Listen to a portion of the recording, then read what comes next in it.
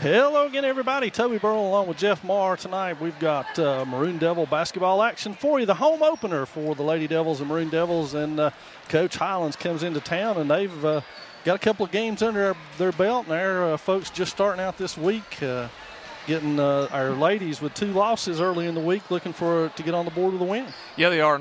Not a better place to do that than here at home, here at Swain County High School. And, these teams always have the advantage because they always get to start practice way earlier than we do. So, they've had a lot of time to work on teamwork and plays and things of that nature. And we just have to kind of cut it loose and let it rip. Well, the ladies opened up, I believe it was on Tuesday, with Blue Ridge, who were playing their 6th game of the season. Wow. To accent what you were saying about that. And the Lady Devils come up 46-41, short end of the stick there that may make a world of difference a couple of weeks down the road. Right, absolutely. We've got a really young team this year, as you guys are going to find out listening to the broadcast tonight. So it's going to take a while for these ladies to gel and kind of figure out exactly, each other's instincts and where they're going to be on the court and what they're going to do. The biggest issue for our Lady Devils is basically starting a bunch of freshmen having to with big graduation losses last year, the biggest of which, of course, was Lindsay Hicks, their leading scorer and best all-around player. So not only do the Maroon Devils need those freshmen to round into form, but somebody's got to take up that scoring load. They do, and not to mention the scoring, somebody's got to take up the ball handling load, as Lindsay did just a tremendous amount of the ball handling last year. So I'm interested to see who does that this year. Well, I think we're just minutes away. I don't know what's going on. I think they expect me to do some things here, so I'm going to step away and do that, and we'll muddle our way through it, folks. So starting lineup's coming up in just a few moments, we hope.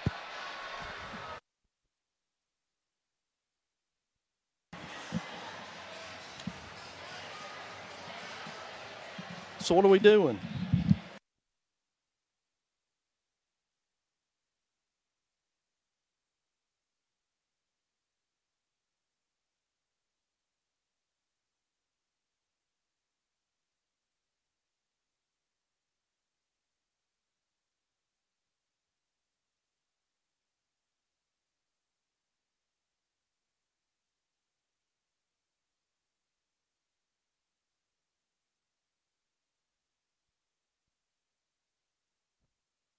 Good evening and welcome to Swain County High School, home of the Maroon Devils. At this time, we'd like to ask everyone in the attendance to please rise, remove all hats and headwear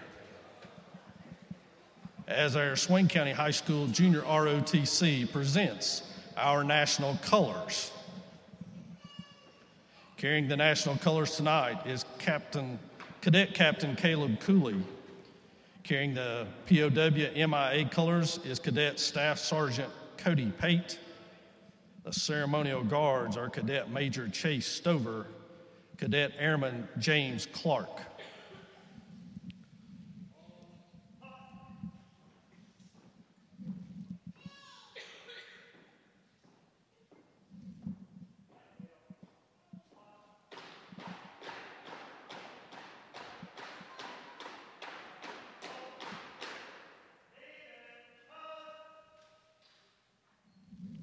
Tonight's national anthem will be performed by Miss Hannah Lowe.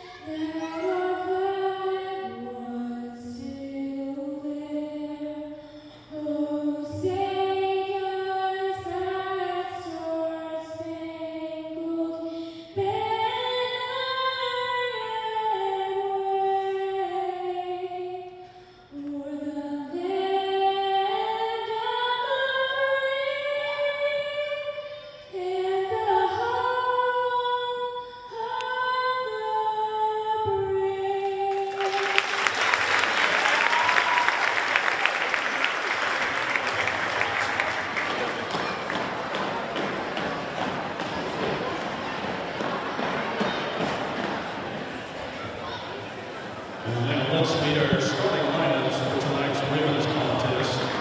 First, for our visitors from Highlands. Number 5, Abby Olvera.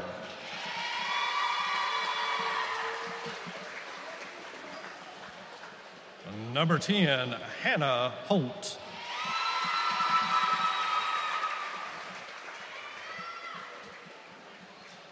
Number 20, Sheila Green.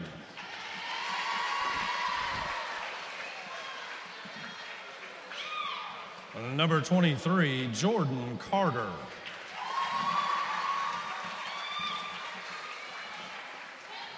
And number 40, Kendra McCall.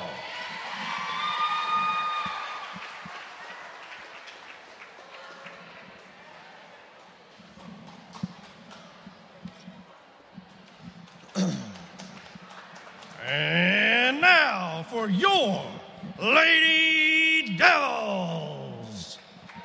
Number 10, junior Ashton Yance.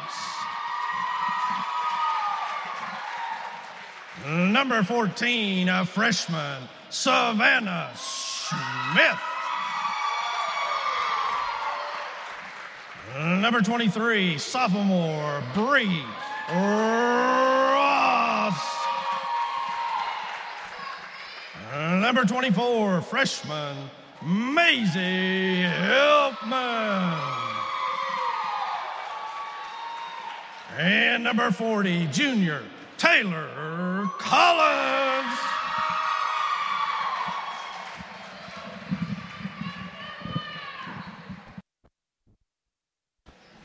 And so, Jeff, that takes us right into kickoff, so to speak. Yeah, kickoff. We're ready to roll here. It's that time of year. Snowmageddon is upon us almost. Yeah, going to be a big one. We have our igloo plans printed out off Google, and we're ready to go. That's it. Jumping it up will be freshman Maisie Heltman against number 40 Kendra McCall for the Highlands squad, who comes into this game 2-1. Is that correct? I don't know. 0-2. I don't know. We don't know. I think both teams are 0-2. I think you're absolutely correct. So both teams looking for a win here tonight. Heltman's up with it quick to Yance, one of their leading scorers, coming back, and Ashton's on the board right away. Now back into the front court come the Highlanders. That's Sheila Green working on that wing.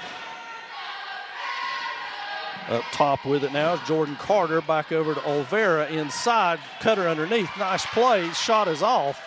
And Ashton Yance with a rebound going the other way. She pulls up inside to Collins. Collins up with it. Could look like a foul. No call. And the rebound, gets her own rebound and sticks it in. And the Lady Devils off to a great start at 4-zip.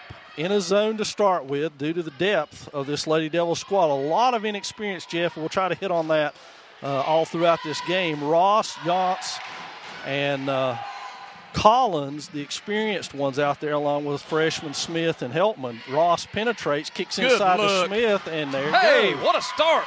So a great start for these Lady Devils, and it's 6-0. And the Highlanders having a hard time cracking this Swain zone. There's a three on the way. It's an air ball. It'll go out of bounds. Nicely done by Olvera there to keep that one alive. Good hustle play. On the miss. Looks like a 2-3 matchup. If you'll watch our bottom block player, she's coming really high out here on the wing, forcing the action. And we got our first foul of the night. That's going to be on Collins. Looked like a pretty clean block, to be honest with you. But as you and I learned in this, we really don't get a whole lot of clean blocks in the girls' game. You're not going to get them. So to the line goes McCall, and she misses her first one.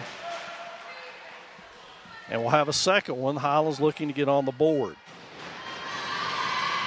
That one rattles around and out, falls into the hands of Heltman. She charges into the front court with it now, pulls up on the wing, resets the offense over to Ross. Back up top to Smith, over to Yance on the far side. Collins posting inside. Now Yance puts it on the floor, and it's out of bounds off of Highlands. Ross will inbound it for the Lady Devils. She looks for help. There's Heltman to offer help. She works the ball on the outside now, over to Yance. Good long look inside before Ashton puts it on the court. Now Heltman on the wing. inside to Smith. Good spin position. move, aggressive, misses it. There's Collins Taylor. has got it, but she has fouled. Smith has got it. She's fouled. So no foul calls underneath. But nice work in there by Collins and Smith. They cut it inside. Knocked out of there by Heltman. Yance has got it. She shakes free. Ross now with it. Ross heads up the court with her right hand over to the right side to Heltman on that wing. She goes hard to the hole and is hit, and there will be a blocking foul on the play.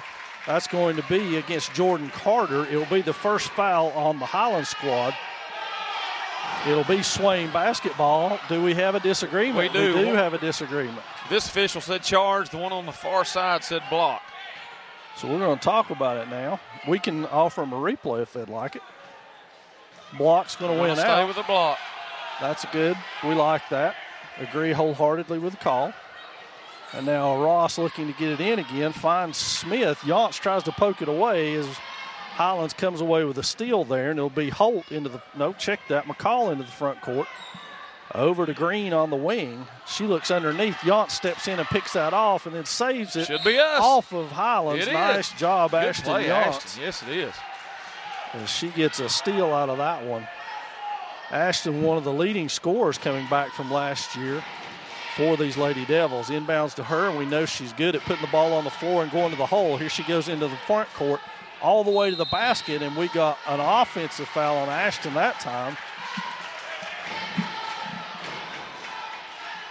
And now Highlands will inbound it. It'll be McCall to inbound. 5:35 remaining in your first quarter of play here on a Friday night from Swain High School. Highlands now against the 2-3 zone of the Lady Devils. That shot is short. Collins with a rebound. They eat that alive and get it to go in. That was number 20, Green with the bucket. We got a 30-second timeout. And we'll keep it right here with you on that one. A lot of pressuring the ball on rebounds, Jeff, and with a young team, that tends to make teams panic a little bit, especially, like I say, a young team. Yeah, you get jittery underneath there. You're expecting defenders to come from all sides instead of just being strong, getting a good pivot, finding your outlet pass, and going with it. But I like the aggressive nature the Lady Devils have shown here early on, being able to attack the basket. One of the best traits about Ashton Yance is her ability to do just that, to break down a defense and attack. She can do that, and one of her best attributes is going left. She's got a great left hand, and I really like what I've seen out of our post players so far. Savannah and Taylor getting great position down there on that low block. Very strong, and I believe the biggest problem at Blue Ridge on Tuesday was foul trouble among those post players, with 3 players with 3 fouls. Deep to Yance, and she steams ahead now against Holt, goes all the way to the hole, lays it in. So Ashton on the board again after another good pass from Bree Ross there. Good play out of that timeout. Absolutely. Good play by Coach Turner. And now Heltman pokes in there with a steal, and Maisie goes all the way to the hole, lays that one in. So Heltman on the board now. She was the team's leading scorer Tuesday night with 17, and Yance finished with 16. So inside go the Highlanders. Good reverse move, up and under right there by McCall, and she's on the board for Highlands. 10-4 your score here. Collins is open. You got a 5-second count. And so Highlands will have the ball here with 4:33 mark in your first period of play. We got men's action to follow this one as our Maroon Devils take on Highlands. Back to the corner, 3 on its way. It's going to be short. Smith fights for it in there, and it'll actually go off of her, off the missed shot by Jordan Carter. So Carter now will inbound from the end in Swain County underneath the basket. She goes deep with it. Green thought about it. Now dribble penetrates. It's off. Collins fights for it. Ross has got it. She throws it out of there. And Green picks it off before she can get back to it. Now there's a collision in there. A couple of collisions. We got a jump ball. It's going to stay here with Highlands. So the first initial melee goes to the Highlanders. And now they will inbound from underneath their own goal. Outside to Olvera, and we got a travel on her. She did that on the wing a minute ago and got by with it, but not this time. So now Heltman looks to inbound again, gets the pass into Collins. It's stolen there by Carter. She goes underneath. Ross ties it up. We got a foul on Bree Ross. It's going to be Breeze first, team third, I believe. Subs at the table, we'll have to give you those names and numbers. It's Becca Wolf for the Lady Devils. In for Highlands is Haley Borneo and Jeslyn Head. So quick off the bench for the Lady Devils. And there's a three on the way. It rattles around and out. Yachts with the rebound. She puts it on the floor to get out of the traffic and steams the other way. Kicks it back to Ross. Good move by Ross to the hole. And she is called for a travel. It was hard not to travel when her arm was going one way that she didn't want it to go. That's exactly right. So now Sheila Green inbounds to Haley Borneo, who just checked into the game. Inside again, Smith with the deflection and a good steal by Savannah Smith on that one. Will give the ball back to the Lady Devils going the other way. On the wing is Yance, back up top to Wolf. She saves it to Ross and then clears the way for her. Ross with the left hand inside. Good pass to Smith and a foul inside. Nice inside-outside play so far by the Lady Devils. That foul on Green, her first.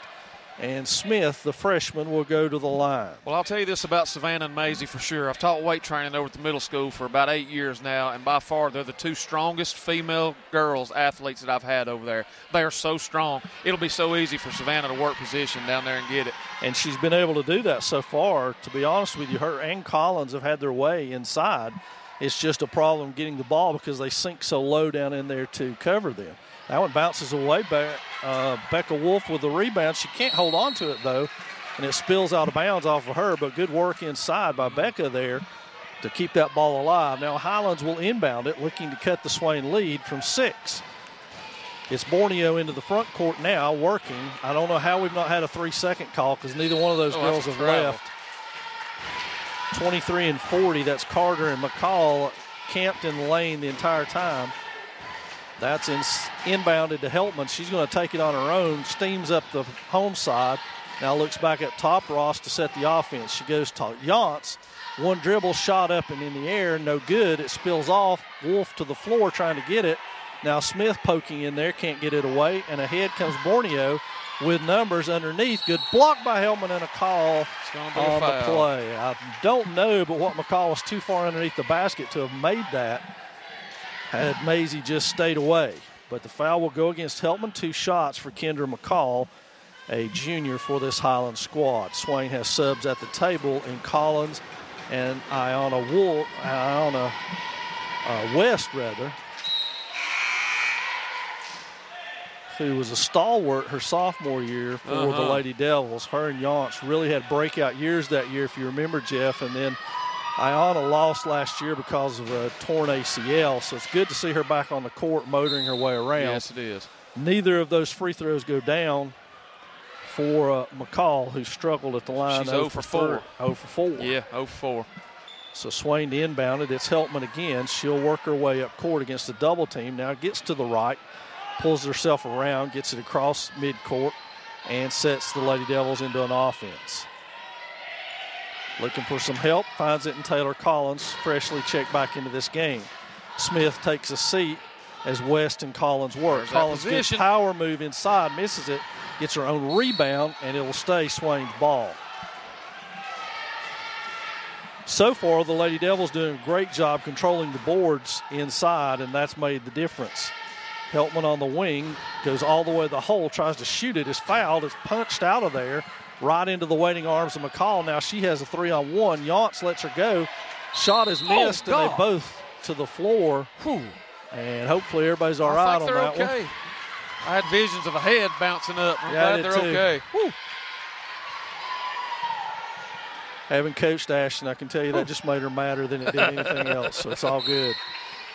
It'll stay Swain basketball as it goes off of Highlands on the inbound, and quickly off the bench is Savannah Smith to check back in, and she's got Becca Wolf.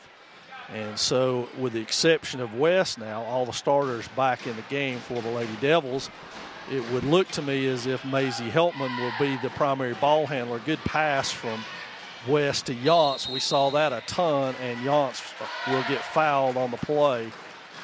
During 22. West's sophomore year, we saw that a ton, as yes, we I was did. going to clarify there. So Ashton to the line to shoot a pair here. Swain's been on 10 for a while, but fortunately for us, the Highlands squad has been on 4 for a while. And so that's the first free throw make of the night for both teams. Ashton already up to 5 points. Looking for 6, and that one's on the way and knocks good. It down. So we got sub Julia Mae Schmidt into the ballgame for Highlands. 2:20 remaining in the first period of play. Highlands will bring the ball up. It'll be Borneo working it up court. Heltman will pick her up. Token pressure outside. They look inside. It doesn't get through. Collins got a finger on that, and it deflected off of Highlands. It will be Swain ball. West will inbound. It's inbounded to Smith. She's going to take it just so far. Collins knows better and stops immediately and finds West. West double dribble, got away with it. Guilty expression almost cost her. Heltman pitches it over to Yance. Shot on the way, and Ashton is red hot, folks. Was that Maisie's assist? That was. Okay. So now Borneo steamrolls in. 10-point advantage now. Lady Devils here in the first. We're under 1:40 to play in that quarter. Borneo with a ball fake, and that's picked off over there by Smith.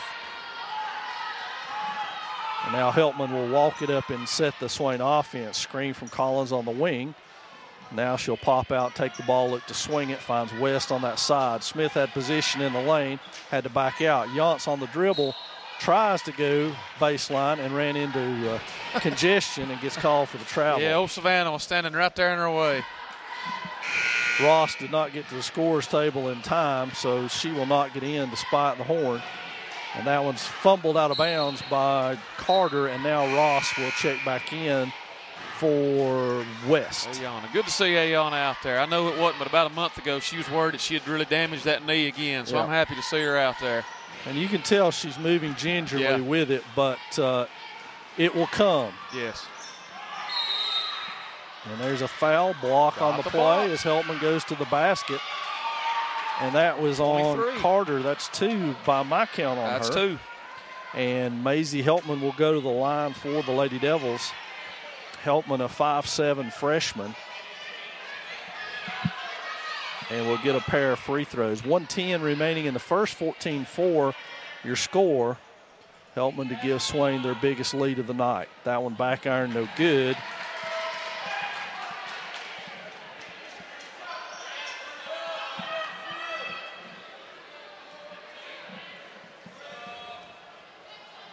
So second one on its way now from Heltman. She misses that one too. Takes a poke at the rebound, but Borneo's got it and steams the other way now. Ross stops her dribble immediately. And now Highlands will have to set their offense. They're moving people through, trying to take advantage of the space that Swain's leaving in their zone. Shot on the run, and that one goes for Jordan Carter. Ross to inbound it, finds Heltman, and Swain will power ahead. You know, we've been spoiled for 2 years because teams would not press us with Lindsey Hicks on the court. And so now they're going to try to expose Swain without Hicks. 3 on the way from Heltman, and that is down. Knocks it down. Good assist by, was that Bree? That was Ross. That's my 3rd by my count. Yes, that's right, 3. Good job distributing the ball for Bree so far. So Highlands works it back and forth across the top with Heltman and Ross up there. The cutter inside, back outside, 3 on its way. Yance has position, but that's Carter. 5 for her now, 17-9, and we're under 10 seconds. Yance has got it. She's going to the hole all the way, and that was not offensive foul. She was still moving, but it will be called that way, and that's 2. 2 on Ashton. On Ashton, and that comes with 1.5 seconds left, and quickly she will sit down, I would imagine, as Ross and Wolf check that. West and Wolf are in. West has got Heltman, and Wolf has got Yance as they sit down, and now Kendra McCall will inbound it. West bats it away, and you can clearly see Iona still favoring that leg in that brace. Safe to say that with her and Yance healthy, they're 2 of the fastest players you're going to find in the conference. Absolutely. So that's going to do it for one period of play here at Swain. The Lady Devils with a 17-9 first quarter lead.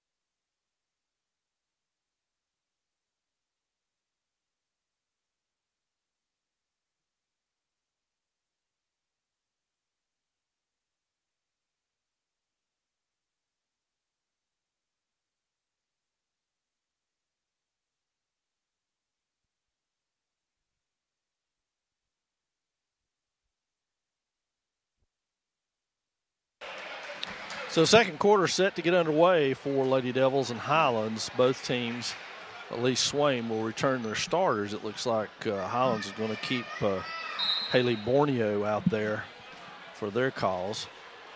And now they will go to work against Swain's zone defense. A little surprised to see Coach Michael Turner go zone.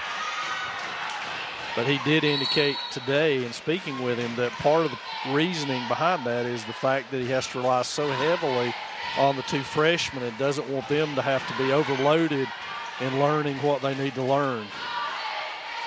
So it takes a little of the pressure off of them defensively. Yes. So Ross works it on the outside, weaves her way in and out of a screen over there, and they are really notching up the physicality on Ashton Yance over here. So far, Ashton has kept her cool. That's going to be the key for her. And I think that foul was on Holt. Number 10, Hannah Holt. A lot of reaching by the Highlands squad. Just had another one. And they're going to call that on Taylor. It's her second. So Yance 2, Collins 2. Big fouls, but again, this is an area where the zone really should help that. That's right.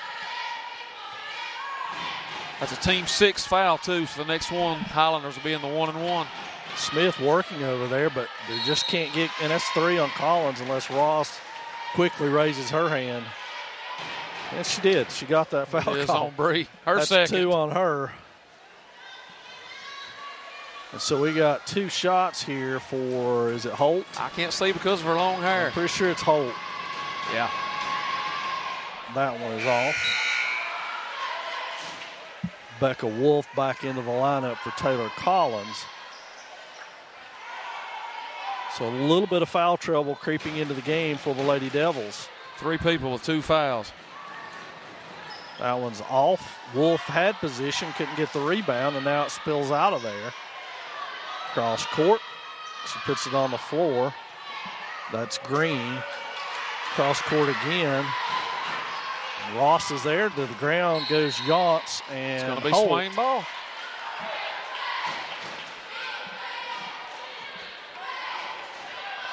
So Swain will inbound it here.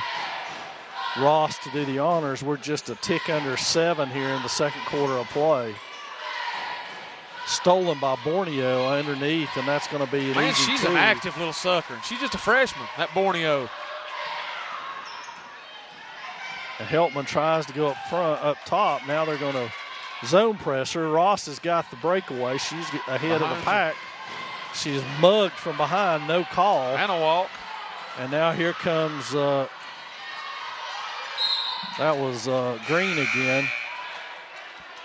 And this is going to be West is going to have to check in for Ross, who is one of those 2 foul folks. So West will play on the outside here, wait for somebody to come inside. That one's up and off, falls down, rebound again. And at this point, they're just throwing baskets up there and getting rebounds. We can't get them. And that one finally falls to Ashton Yance to pick up. And she is fouled as they went by. And this Highlands coach is very demonstrative. Are we not in the 1-and-1 on our end? I've got 6. Collins is back in for Wolf. Ross will inbound. No, check that. West will inbound. Heltman's got it. Now we'll set up the offense on the right-hand side. Weaves it back and forth, comes off the pick. Finds Yance in the corner, stolen away over there by Highlands again. Thrown ahead. Anna can't win that race to get to it, unfortunately, and it'll be Borneo again. They go inside to Schmidt. Back outside, 3 on the way, and it's good by, was that Green? It was Green.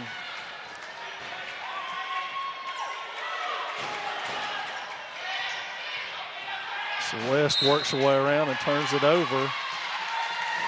Ross back into the lineup, and suddenly this 8-point lead is shrunk to 3 now. Yeah, they're for on the Lady Devils, and it's all been in the paint. On an 8-0 run.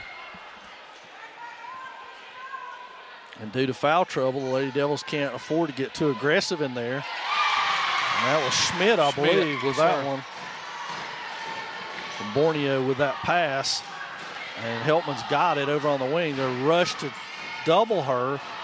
And there's a steal Things way out of control over there, and there's Ross's third.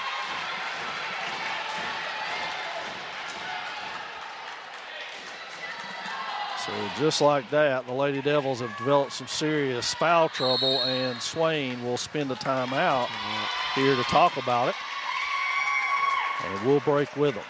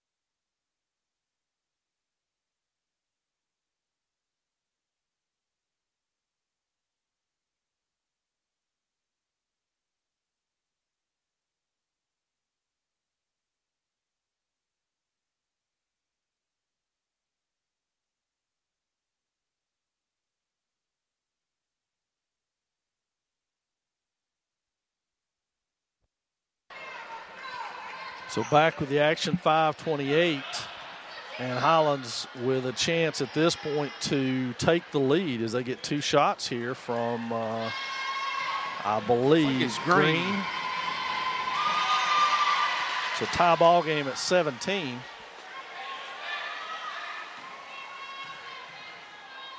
Second one on its way. It bounces off all over the back. Be a foul. Sorry to say, that's what we've been up against down here the whole time. Should be 1-1 for us, yes, I believe. It should be. Collins is the only one to realize it. She's already at the free throw line.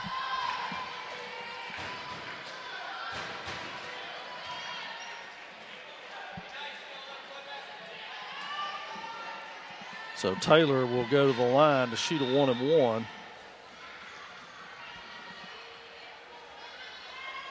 Olvera back in for Holt. And Collins 1-1, 17 all your score. That one's off. Heltman had the rebound position. Smith had it. And it's out of bounds to Highlands. So the quarter of the Highlanders continues here so far. Yeah. At one point we were up 17-6. There's got to be like 27 seconds in there. That girl that got knocked down was in the lane the whole time. Good look. Oh, can't knock it down.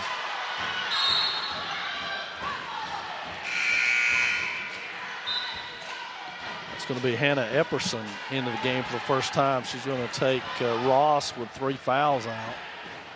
And now Hannah will enter the fray. Fresh body for the Lady Devils at this point with no fouls. Move the ball back and forth into the paint. Still in the paint, blocked by Heltman. It'll be out of bounds off of Heltman, and it'll be now Highlands ball.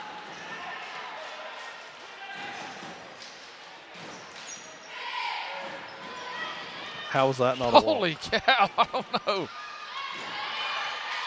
Epperson pokes that one away, and it will go the way of Yance, who gets tracked down from behind. Lord have mercy.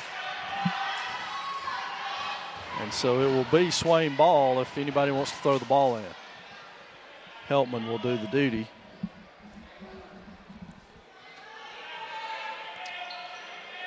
Well, somebody's got to come to the corner.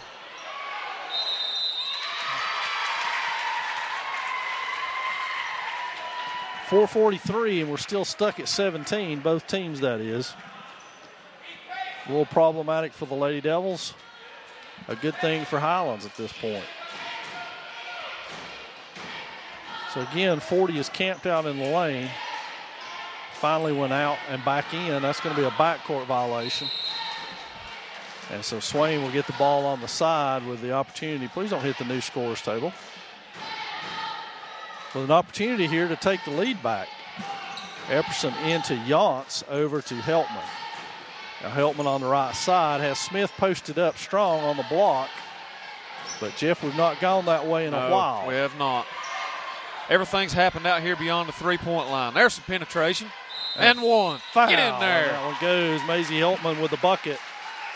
Did he count it? Should have. He did count it. Who's the foul on? 5. Number 5. Olvera. So Heltman back to the line where she missed a pair. Yep.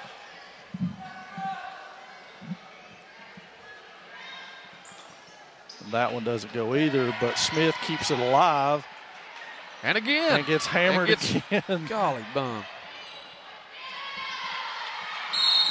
Jump ball, well, that helps. It's going to be the Lady Highlanders ball.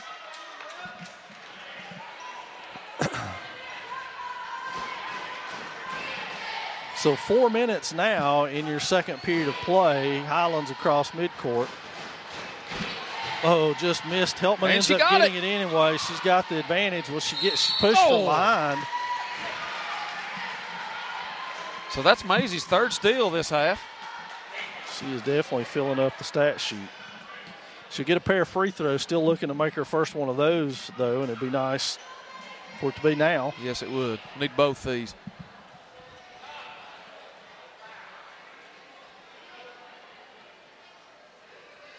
There's one. Oh, no.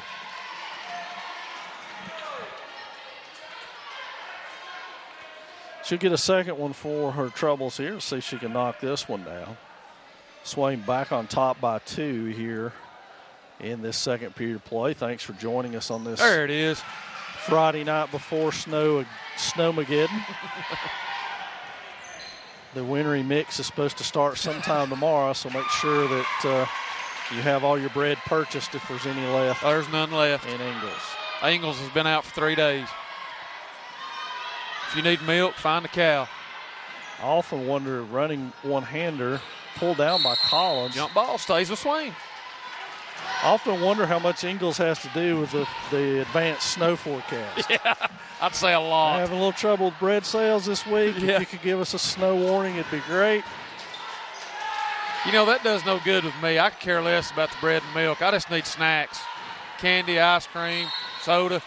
Yeah. If I got my Mountain Dew, I'm good to go. Wolf back up off the Swain bench as we're approaching 3 minutes to go. And I know Michael Turner would love to get to halftime without Yance or Collins picking up that third foul. There's Epperson who can't catch up and commits the foul. So we'll go back to the line for it's team 9, so Borneo. it's still 1-1. And Collins will go out. Wolf back in, and Haley Borneo, as you pointed out, a very impressive freshman for this Highlands squad, goes to the free throw line. That one rattles home. Kind roll. 20-20 your score. And Highlands looks for their first lead of this game on the Borneo second free throw, and it is up and no good. Wolf pulls the rebound and finds Yance, who stops and advances and picks up her dribble. Now she has problems. Steal by Green, Ashton. and now we're in trouble. Thank you for pulling up. Smith with the rebound, if she can just get out of there with it. Another turnover.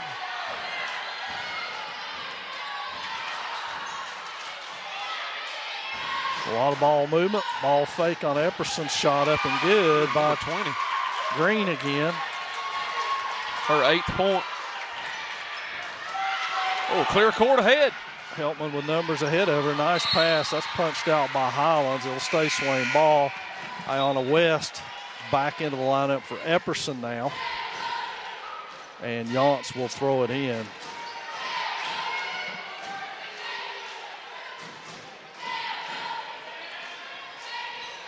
We're going to get in trouble again. Just catch it, It's not backcourt. Nope. It'll be Highlands ball.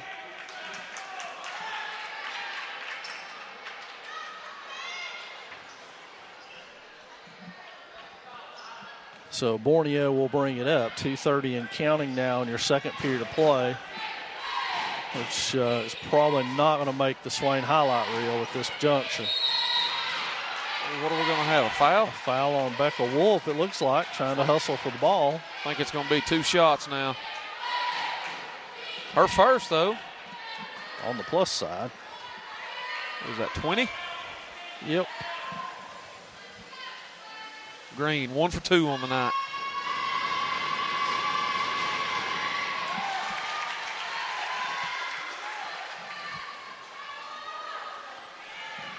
So a 3-point advantage now by Highlands as we approach halftime, and that one rolls off. Wolf and Smith down there. Both of them hit the floor. And Smith tries to go up court with it, is mugged on the play, and we've got a foul. Number 4. I'll credit that rebound to Savannah Smith. He did a good job fighting for it in there.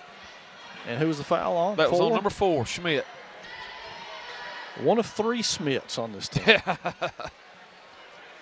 So Smith will get a free throw with a chance to cut into this Highland lead. She's actually going to get a pair. That one's up and good. Good. For Savannah. Back into the lineup, or into the lineup, is another Schmidt right on cue. I like it when they do that. Bailey Schmidt checks in for Julia May Schmidt. A Schmidt for Schmidt. And Smith at the line. Knocks them down. Good job by Savannah, who has pulled Swain back to 1. Borneo into the front court. Long pass underneath, and Smith almost had a steal but couldn't grab it. So now it'll be Borneo to inbound it right here.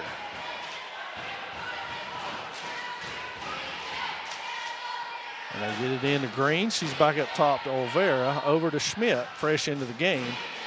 She finds Green up top, guarded by West. She puts it on the floor. Wolf stops her. Borneo 3. Back iron no good. Rebound Highlands. And they lay it up and in by 21. Schmidt, fresh into the game. Heltman into the front court. Bounces it around. Had Smith down on the block. Backs it back out to West.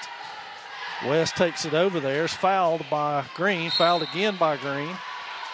They got the second one. Yes, they did. And that should be 2 on her. 2 on her.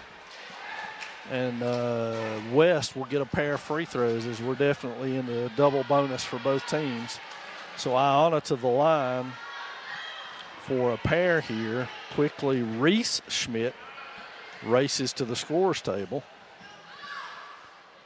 A little short with that one. So Reese gets Green. Highlands with a 3-point advantage here. And we're concerned about the number of fouls on the thing, so we're going to walk over and tell Paul to move it back down to 10. Some things you can just call. You've seen it happen before. Yes. So. That was way short. And it will be Highlands to inbound, looking to extend a 3-point lead now. Borneo into the front court. She works the ball on front while 2 people camp out in the lane. There's another steal by Heltman. And the left hand.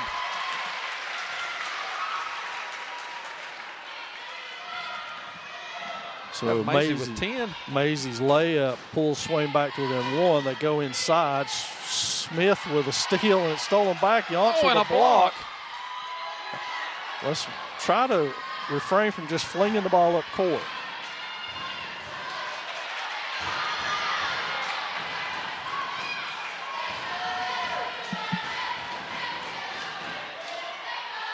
And the friendly roll from McCall.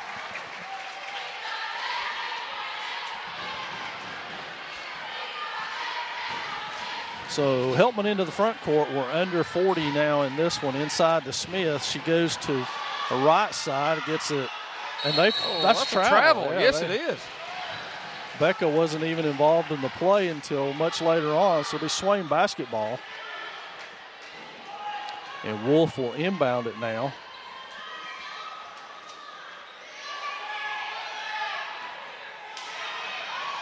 Those out of bounds plays have been our Achilles heel. Somehow, Olvera comes out of there by herself and misses the shot. West with a rebound. She gets fouled again on that one. That's going to be on number Olvera. 5. Her second by my count. Yes, that's number 2.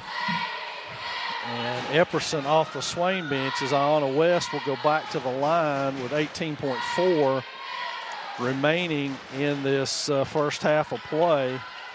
Lots to address at halftime for Coach Turner and his staff. West with a pair now. First one off. And Epperson has got Yance for the final 18 of this one. So now nobody has 2 fouls on the court. I don't think so. Somehow Savannah has 0. Get in there, ball. Atta girl. There we go. I gets that one to fall. And now we've got Angel Parsons up off the bench.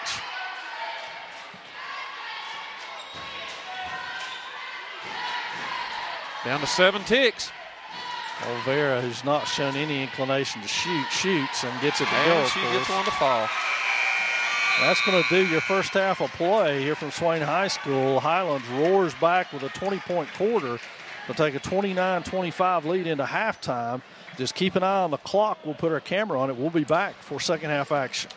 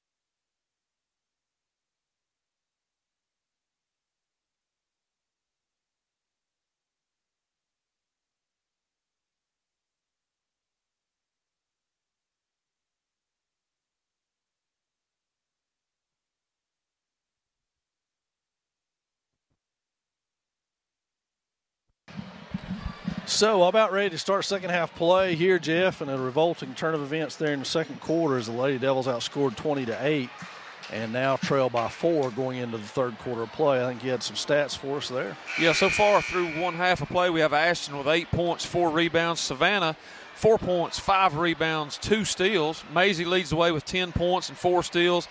And Taylor has only 2 points but 5 big rebounds. And basically for the Lady Highlanders, it's been a balanced attack. 7 different players have scored so far on the night. Yeah, they've been getting it from all sorts of directions after that first quarter of play, and a lot of it is the pressure that they're able to apply without getting fouls called on them and force Swain turnovers, which has been a problem so far for the Lady Devils. So Highlands will get the ball first to start the third period of play if we can get the folks cleared out of the sideline over there who want to kind of stand around and hug. That doesn't happen here. Nah. People in the way. Borneo will stay in to start the second half of play. And Highlands works the ball, fake 3, stopped there by Ross and Heltman, and now Borneo just backs it back out underneath. Shot up on its way. Smith with another rebound. And now Heltman will speed the other way and control it out on the wing. Looks inside to Smith, so obviously a lot of what was talked about at halftime was let's hit the post. And they did that. Now Ross is got to let her go. Got to let her go. Yep. Number 20, Green. And back to the pressure. And another steal by Borneo, who double dribbled over in the corner. No call. Green's shot on the way is good. So the Borneo to Green connection has been gold for the Highlanders. Heltman into the front court. She's not stopped and then is fouled, but the ball goes out of bounds. Fortunately, it'll remain Swain basketball.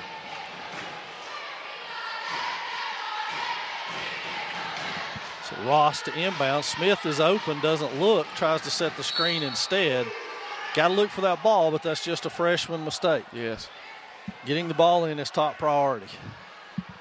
So now Yonts will trigger it. Highlands staying in man-to-man, for which they have not had to pay for yet. Now Heltman around the corner, no foul call, but is able to track her own shot down. Goes inside to Collins, improves her position, and it goes off of the standard. And now into the front court is McCall against Ross again. And Bree's not going to be in this game long if she's going to have to keep playing 1-on-3, getting back on defense. Heltman gets the inbounds pass now into the front court. She's got Smith and Yonts ahead of her. Pulls it back out to Collins. Collins over to Yonts. Smith posting hard underneath. Yonts pulls up, fires it inside, and another turnover will take Borneo and Ross one-on-one. Borneo situation. misses the shot, but nobody's back to help. Shot is off again. Heltman tries to pull it out of there. Ross comes away with it. Now Ross into the front court to Yonts. Yonts with a shot that bounces around the rim and doesn't go. Good no call that time by the officials, in my opinion. Yes, it was. And now, again, the advantage as Green pulls it out. Spot-up shot, and she's a little tired. Shot comes off. McCall gets it, and that'll go out of bounds off Swain. Golly. I don't know how you're keeping up with all this, Coach. A lot of action. So Borneo will inbound it.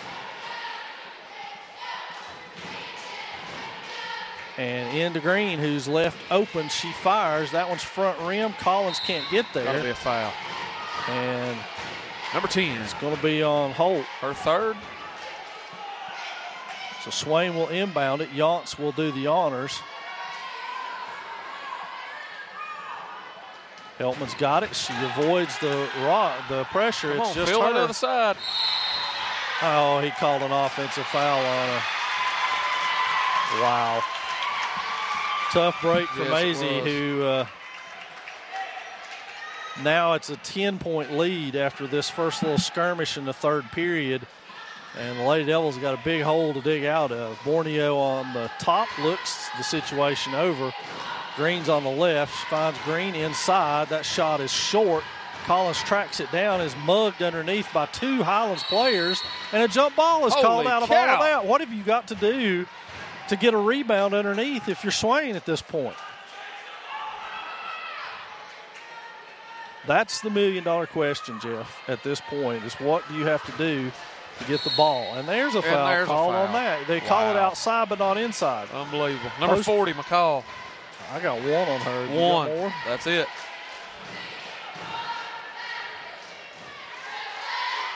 Heltman with it. She'll bring it up, walks it up. Guarded by McCall. Ross on the wing with it. Swain forced way outside with their offense now. That ball's stolen. Now Collins on the floor with it. Pulls it, can't get it away, and it's jump ball. It'll go to Highlands. Going to be Highlands. Epperson off the Swain bench will check in for Ross. Again, a 10-point lead opened up here. Swain is yet to score in the third.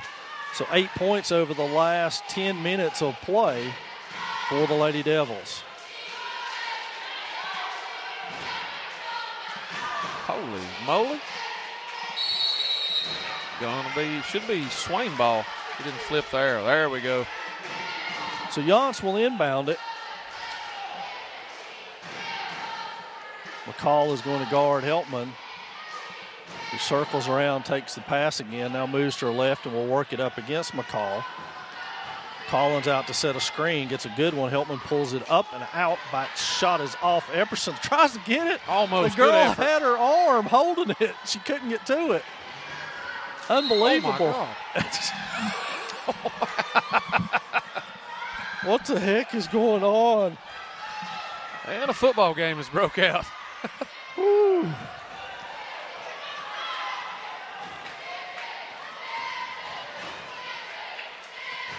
Jeez. It's going to be out and back in, I'm afraid. Yep, Lady Highlanders ball.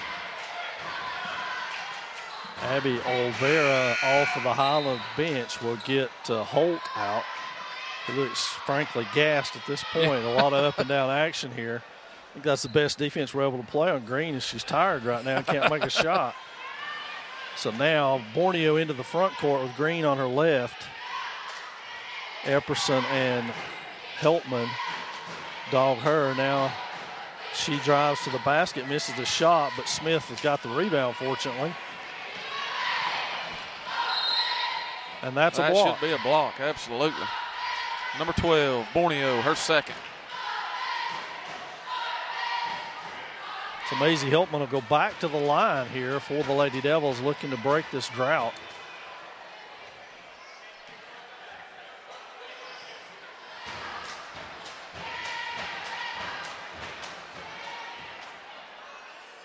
All net.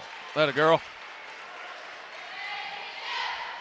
So Maisie will get a second one for her troubles now.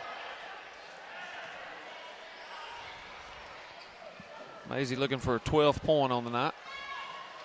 And That gets it. Good. Tell already for the folks at home watching that her and Smith are going to be dandies. Heltman with the rebound. Now pushes it out in front, pulls up. Yeah, normally that's a tough spot for a sophomore coming off a JV team to be in, but they're freshmen. Right. That's extra tough. And they're more than holding their own here tonight. They are. They've definitely shown they belong. There's another foul. Good job of getting to the basket, something that the Lady Devils did exceptionally well to start this ball game, but had to go away from it. Is that on Carter? Carter, her third. Her third, right? So the Highland squad adding up a little foul trouble now. The table will be Brooklyn Houston, it looks like, for her first action in this game. Heltman with the, should be a pair here, and she misses the first one. And sure enough, it is Houston into the game for McCall rather than Carter. Heltman with a second one on the way, 35-27 with 3:51 to go in the third. That one's back iron and no good. Collins tips it, and coming out of there with it is Jordan Carter now.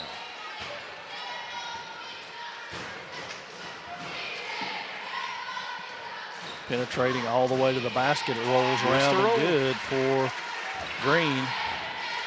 Heltman's into the front court again, pulls up, now has people filling the lane, cross court to Yance. Ashton looking to go left. Epperson sets a pick, and we got a foul call. If that's on Borneo, that'll be her third. It is.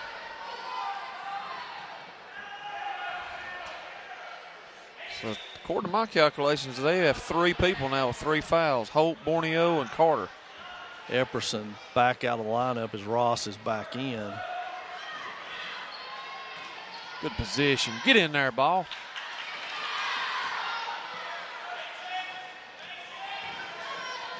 So approaching 3 minutes to go in the third, and the Lady Devils still trail by 10.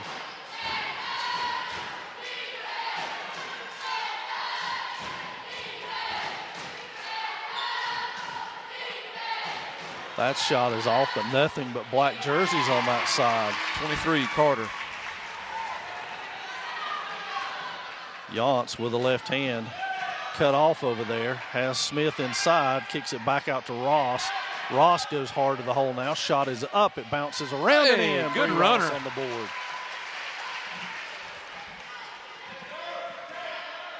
Borneo into the front court. Since the opening tip, Borneo come in, and she's played the rest of the way. I don't think she's come out. No, I don't think she has either. They go all the way inside. Come on. Girls can block shots too. Terrible call. Holy cow. Taylor Collins is third. Yes. Why is the same call not made on this end of the court when our post players get it? And as a coach, I don't know what else you tell your post players. She's standing there with 2 hands straight up in the air. I don't know what else you tell them. I don't know how you coach it. Wolf into the game for Collins. That was always my question to officials with calls like that. I'll just ask them that. Tell me how I coach that tomorrow. Yeah. Guess how many explanations I ever got? 0. Zilch. That one rolls around and out, and Highlands with it again. Man. She walks almost every time she Shot shuffles her is feet. short, but again, nobody there for Swain.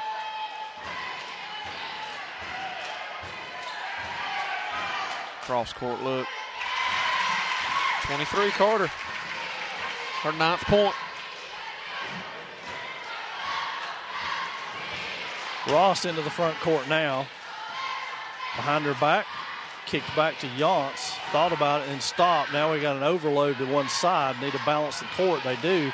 And here comes Yance. She's going to get all the way to the hole. Lays it in right-handed rather, and misses it. And Swain now trails by 12 with 1:28 remaining. Olvera from the corner. It's front iron and good. Good and position. A good job by Smith moving in front where they had no choice but to call it that time. That was on number 24, Brooklyn Houston. Heltman in with it.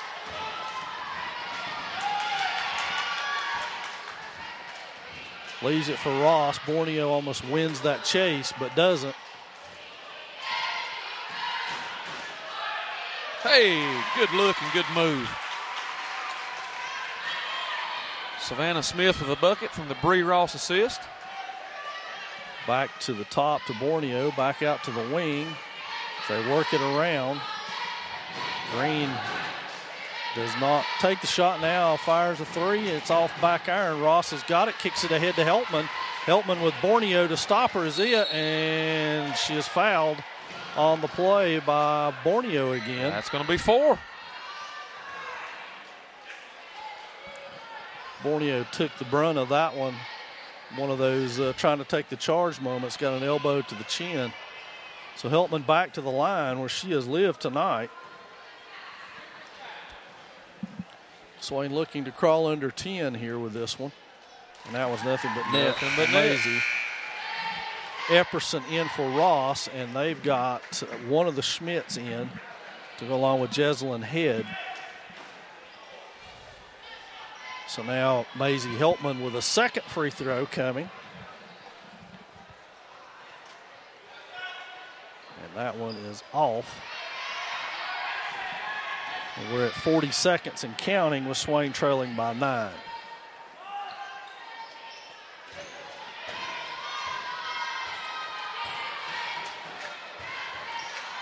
That has to be a walk or something. Holy cow. Pretty sure it states in the rule book you can't have the ball in your arms and fall down with it. So Ross has got Epperson back out, 26.9 in the third.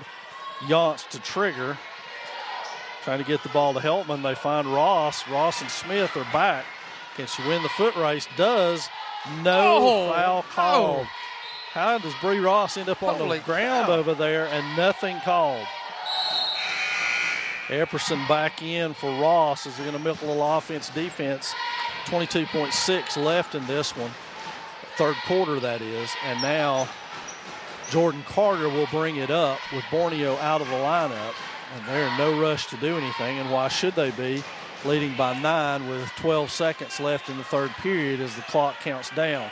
Oh, there's a steal from Heltman. And she's fouled on the play. No call. That may go. So after 3, the Highlands squad still on top of Our Lady Devils, 41-32. We'll be back with the final 8.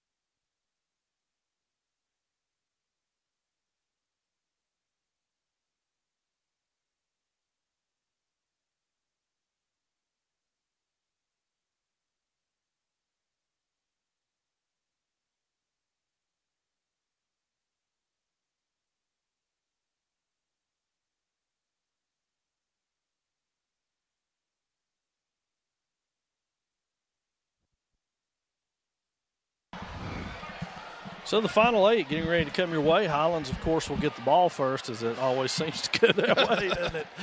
To open the fourth period of play. 41-32 your score. The Lady Devils all bets off now in terms of foul trouble. Got to play all out, get yourself back in this game and see what you can do with it. Good Maisie Heltman ties them up over there, jump ball, so Heltman will get a steal out of that and a Swain basketball. Especially at this juncture in the game with Borneo out and the Highlanders having to go with some subs that yet this is the first time they've been in the game. Inside to Smith. She gets hit on the forearm and still got that to go. So that shows the strength of Savannah in there. Yance almost picked that one.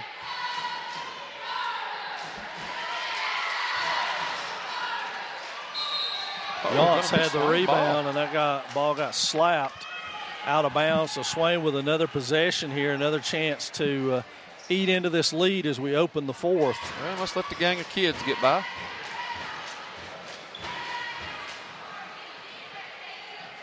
Maisie steamrolls her way through, has it, and is tripped on the play. So we got another foul call. That one's going to be on Carter. Yes, it is. And it should be four on her, and should be 1-1 for Swain at this point.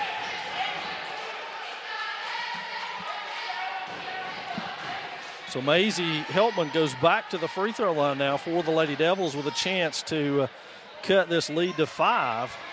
The closest Swain has been since the half.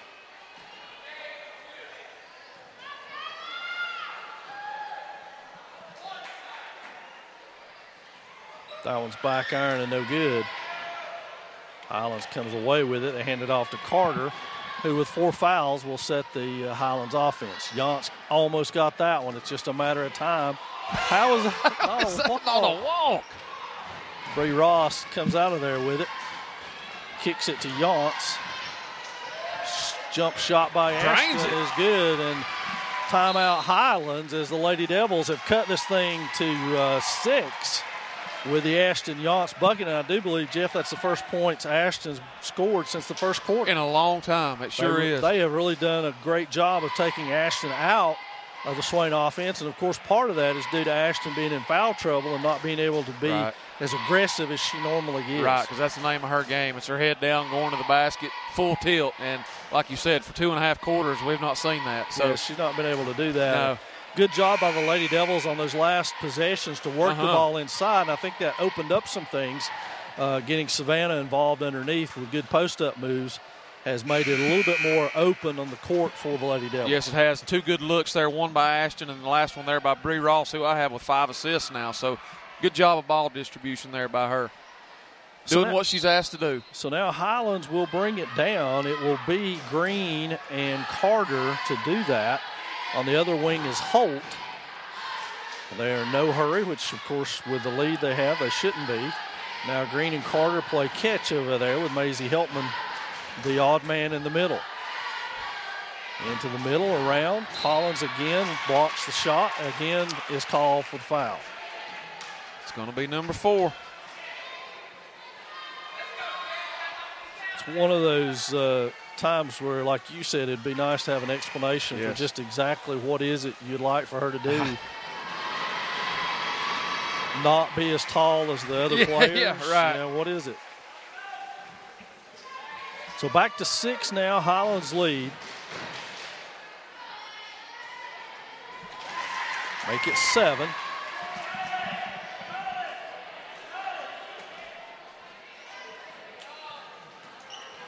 So since the adjustments at halftime, Swain has had no trouble getting the ball inbounds underneath there. There's Collins with the bucket. Look. Good look from Maisie. And Collins only 4, is that 4 correct? points. That's what I've got, Coach.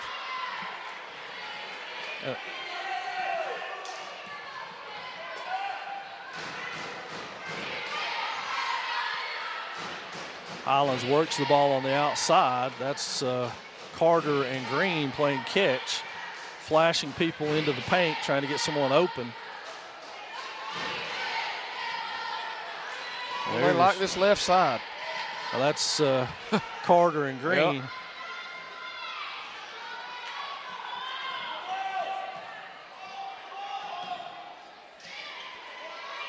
They've got Green open over there. She doesn't take the shot. Back to Carter. Carter backs her way down over to Green. Ooh, she walked. They finally got her. Whew. So Swain with a chance to pull to within 2 here.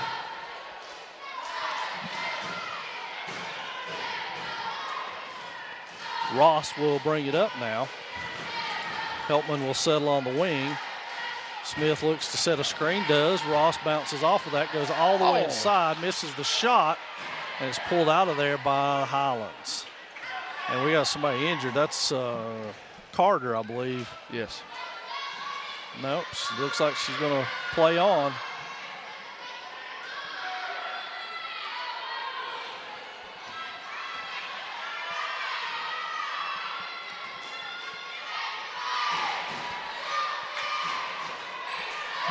Rebound by Taylor. Kicks it ahead to Ashton in the front court.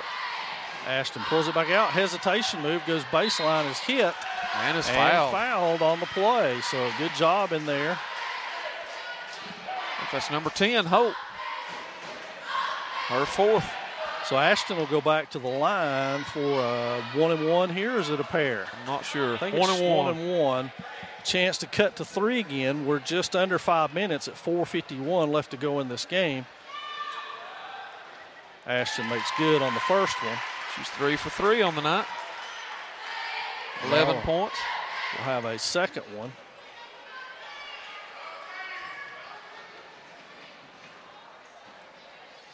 That one hits the iron and misses. It's pulled down in there by Green, who will bring it up. Should that be 39? That's what I was wondering, if I missed the score or what happened. 39. Because it was 38 when she shot the first one. Oh, almost. She may get it yet. There's Maisie. And the foul. If that's on Carter, that's her 5th. That's Green. That's Heltman's 7th steal on the night.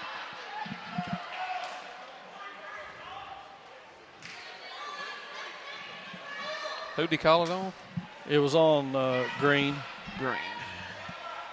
And Joe is astutely and correctly pointing out that they have 44 on the board now, and they did have 42. We were 42-38. We hit the free throw, the first one, and now we're 44-40, and they didn't score. There's Taylor. Oh, no. You have got to be kidding me. That's 5 on Taylor Collins. So 4:24 remaining in this one. She has fouled out on an offensive rebound underneath that they have gotten by with all night long. So we have a score in discrepancy. And should be 43-40, shouldn't it? That's what I thought. So that's what they're working on. In the meantime, Taylor Collins is gone. Hannah Epperson is at the table to check 41. in. 41. We hit a free throw, didn't we? Yeah. So it stays 45. Did we miss something? I totally don't understand what the score should be there. Oh, yeah, I'm lost. So I'm sure Joanna's got it. It's just a matter of getting it on the.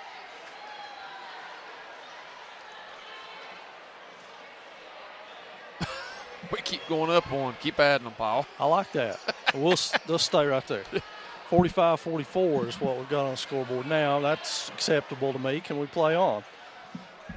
So now we're going to reset. Coach Turner is over to do the duties.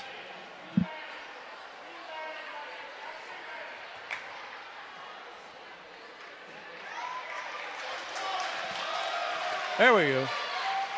That's what we now we got it, right? 43-40, yes.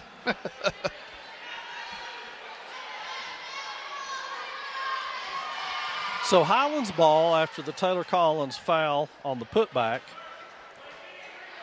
Which she's done. That was 5. Now what are we doing? Foul count.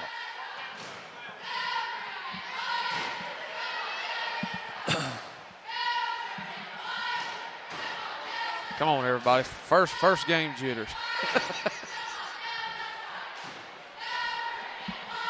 I'm not even sure what they say. I think it was 0. 1-0 right now. When they reset the score, the foul count went back to 0. Well, there's 10 on the guest. 5. Okay. So, back to action. Carter brings it up court after being inbounded from McCall.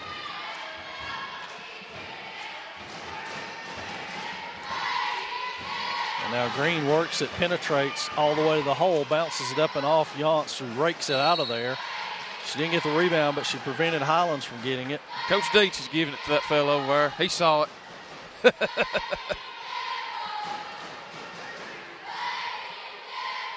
That's got to be 5. There yes, we sir. go. Good D, girls.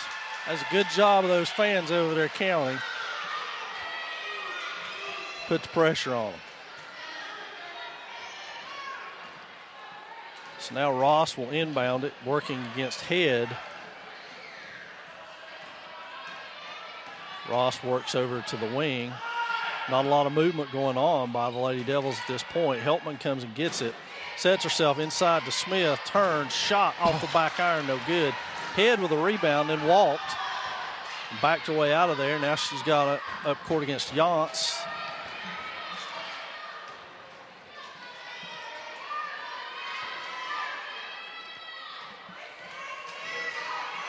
So now they work the ball, 3:30 and counting. Swain trails it by 3.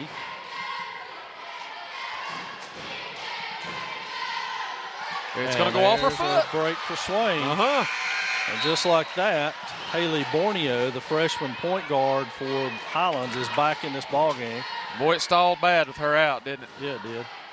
And we got timeout Highlands out there. And looks like a full. We'll take it with them.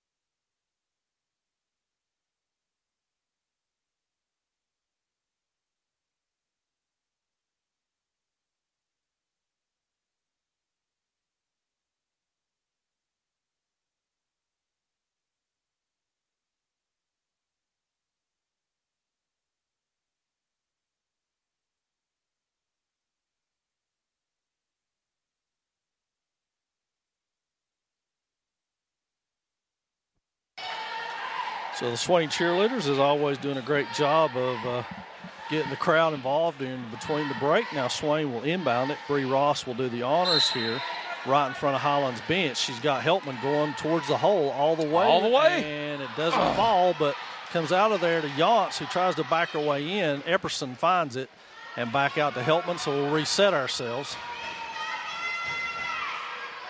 And Bree gets it to fall. Ross. So we're to within one now. Borneo now controlling the ball with Green on one wing, Carter on the other. She finds Carter over there, back to Borneo. Inside, looking for the backdoor cut. That was covered. Back over to Green on this wing. Heltman's got her, and then all the way to the hole is McCall. Heltman with nobody back is fouled again. Smith wins the fight to that one, and timeout Swain. Good timeout. Quickly by Michael Turner. It's going to be a 30, so we'll stay right here. And Jeff, coming up after this, the Maroon Devil team will make their home debut tonight with a plethora of seniors having been through what this young Lady Devil team is going through now, and having to play sophomore and juniors the last couple of years. Now they're loaded with seniors. Yeah, they are. That nucleus of boys has been together forever. They've played all the way up through middle school ball, with the addition of Zeke Bradley, obviously. But Coach Scotty McMahon's got a good group this year, and I'm expecting big things out of those guys. Well, it'll be exciting to watch this home opener for them as they entertain Highlands as well. It'll be Swain basketball to be triggered out by Ashton Yance on the Y, or right on Swain County. So let's see what the after the timeout call is. That's inbounded to Heltman. She hesitates, skitters around out on the wing, and now goes inside off the screen. Smith up and off. There's Epperson with it, back out to Ross. Ross goes all the way to the hole, lays it up, back iron, no good, but pulled out by Yance. So Epperson and Yance, and then Yance walks travel. Dadjimmit. But Epperson and Yance kept the play alive right there and gave Swain a chance to cut this lead. And now it is 3 points with 2:12 remaining in this one. Borneo walks it across, finds Carter on the wing, and almost poked away by Ross. Now Borneo goes the other way, finds Green. She fumbled it. That's a double dribble. That's a double dribble, Coach. Yep, and Smith pulls that rebound down and has Ross breaking ahead of the pack, and she lays it again and off, but there's Heltman with it. She goes back up and in. So Maisie Heltman with another bucket there on an offensive rebound. And now Swain to within one, 138 and counting. Green on the wing. Heltman pokes at it, doesn't get it. She drives, kicks it back out. Thought about it. Now inside, just missed. Now underneath, that shot is up and good by McCall on a good play. Smith with it into the front court. Needs to give it up. Tries, but can't.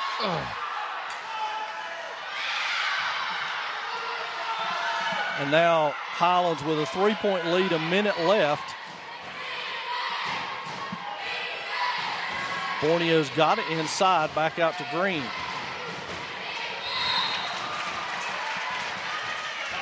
That, believe it or not, folks, was a really good foul. It was a good foul. Savannah's first. Yeah, I just started to say on the last possession, there's sometimes that no matter what you do, it's like you're wearing an invisibility cloak. You're not going to get a foul called on you no matter what. I think that's Savannah Smith tonight. At least tonight. Borneo works, tries to get back in. Now Heltman helps. There's McCall again. McCall inside has been deadly down the stretch. 5-point lead. Here comes Yance on the charge. Floated out of there by Holt. No foul call. Yance spills to the ground. Nothing happens. She will inbound now. 40.1 seconds left. 5-point lead. Smith tries to get inside, is battled off. Heltman covered up by McCall. Now she drives to the hole, misses it, gets her own rebound, and is fouled. She's going to get fouled.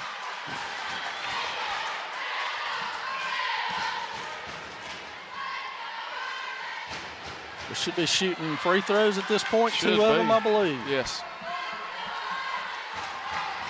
So Maisie Heltman back to the line, a chance to cut it to three, and then the Lady Devils will desperately need to get a stop out of this.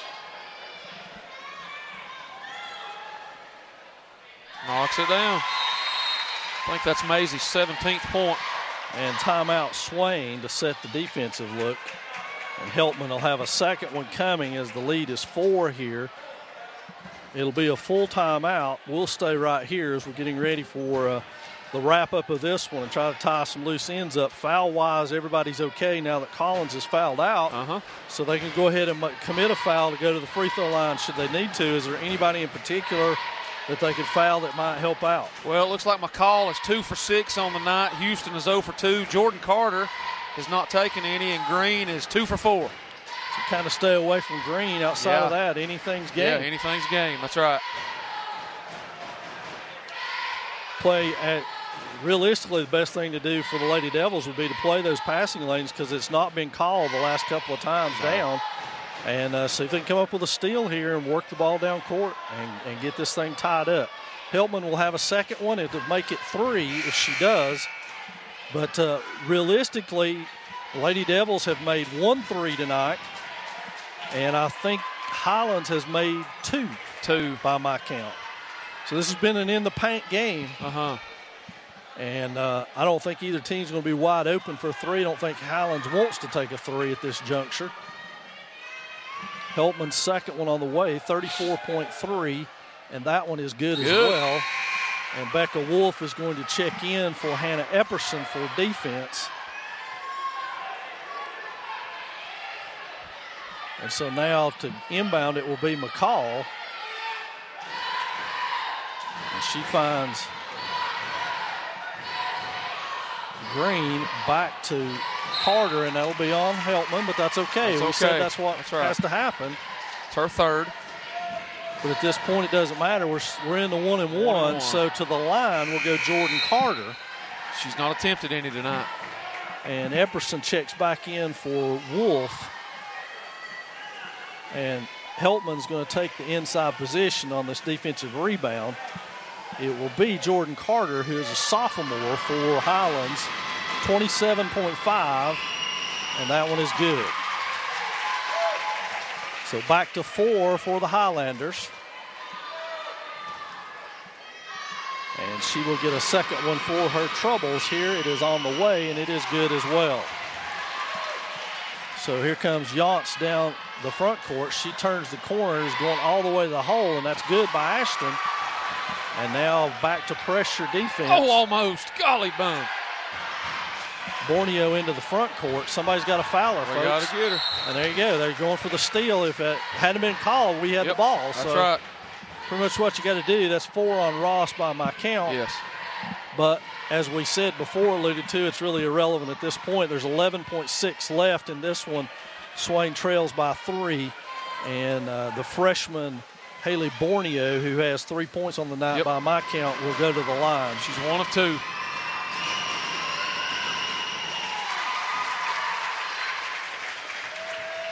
Borneo, with a strange shooting style, keeps her front foot back, which is a little bit odd, but seems to work for her. Except on that one, and Heltman's going to come away with it. Oh, she walked. What? What did you call? That would be nice to know, sir.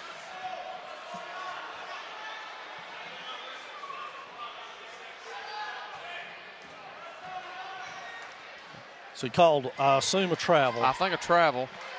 Then are we? We're 4 down, so it'll be Swain's ball as we come back in, and let's see what we got. I think I want to add some time back.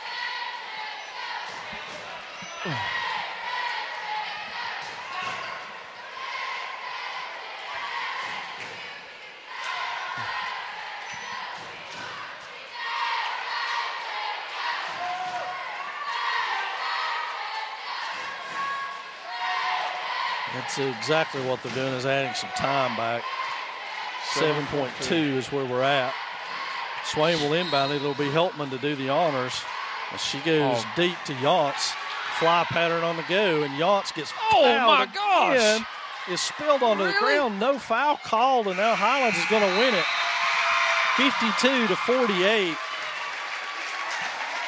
Tough break for the Lady Devils, who got off to such a tremendous start The second quarter was just really their downfall, Yes, it being was. outscored 20-8, and they end up falling 52-48 on this one to drop to 0-3.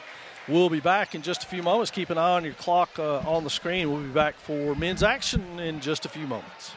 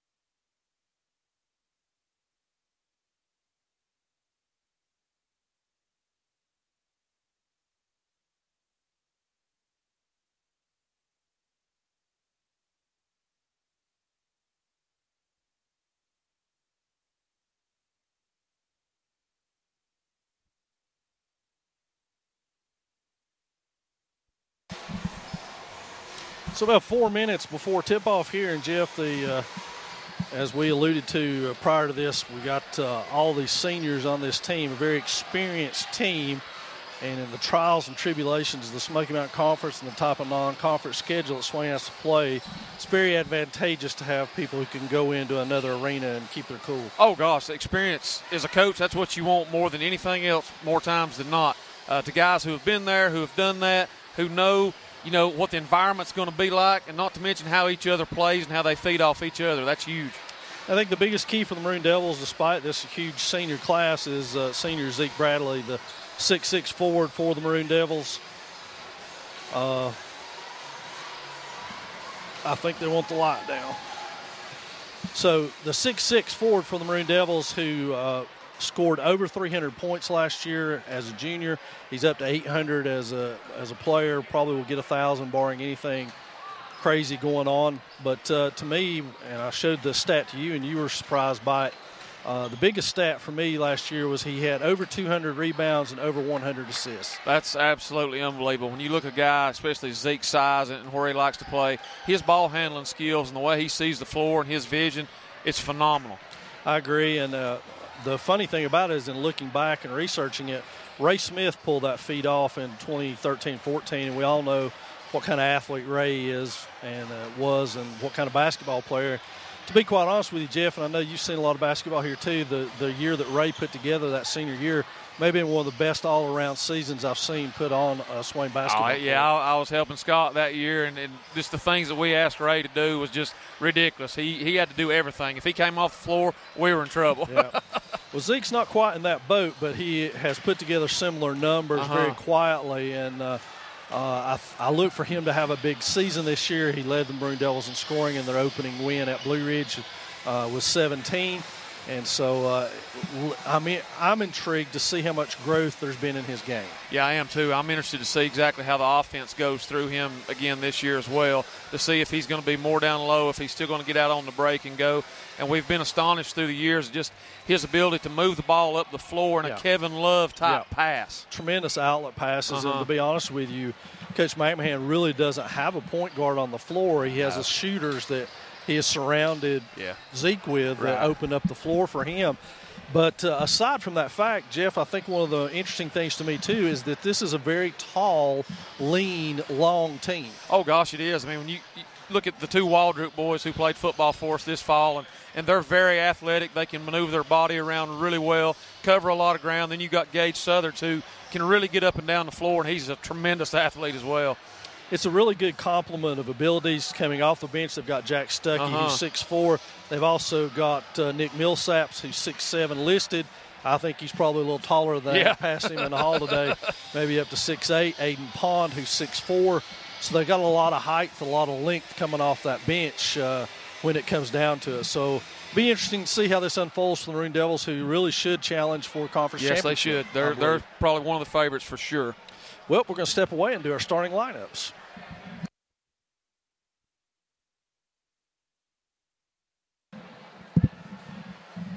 And now let's meet our starting lineups for tonight's men's contest. First, for our visitors from Highlands, number 12, Hunter Collins.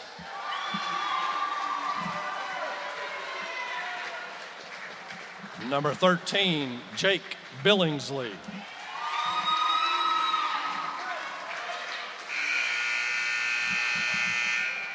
Number 22, Dylan Schmidt.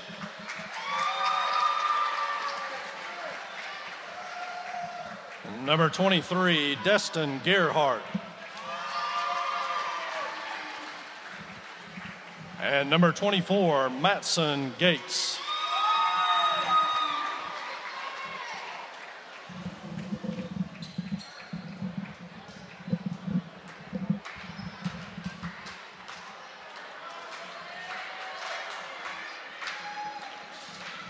And now, for your Maroon Devils, at one guard, number 25, Bradley Vestal.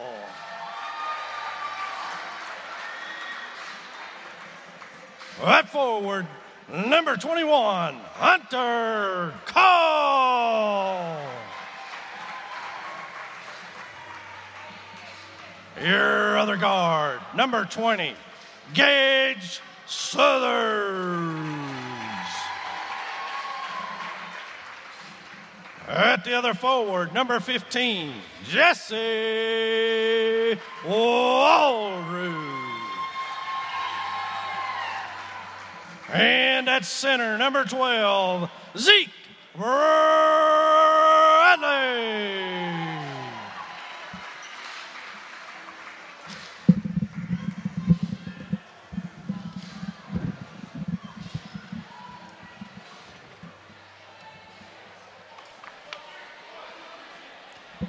And we're set for tip-off, folks, here from Swain High School. Again, Snowmageddon on the verge. I wish. Maybe by the time some of you watch this, you'll be able to dig out. Yeah. But you can always replay it if you get bored during the snow. You can sit back and watch a little Maroon Devil basketball. I can think of nothing better to do than listen to you and I over there over the next 2 or 3 days. We understand your daughter's listening in. She is. Said we sounded like professionals up here. So Christmas is on the horizon. Yeah, I think so. She's hoping she gets those Christmas presents instead of telling us that we're not good. I hear you, Jenna. I'm fighting for you. I'm working on him during timeouts, trying to get that gift. If you'll text me what it is, I'll work. It's going to be Bradley to jump up against Hunter Collins. You know, Jeff, one thing we missed during pregame is this Highlands squad is not small by any match. No. They've got Gates at 6'3", and Collins at 6'5", so they're pretty big. Yeah, they're supposedly a really good basketball team. I'm interested to see it. Highlands wins the tip easily, and now they'll work it up. It'll be Gerhardt working the ball over there against Bradley Vestal all the way across court to Jake Billingsley, who holds the ball looking for an inside man. Waldrop with that length knocks it out of bounds, and it will remain Highlands' ball. But that's just an example of what we're talking about. Not only are you tall, you're long, being able to get in the passing lane. Cross court, Bradley with the defense, shot up and good. Strong move by Gates. Gates gets that one to go, and it's 2-zip. Highlands in this one. Bradley works at the free throw line, spins his way inside. It's blocked in there by Collins.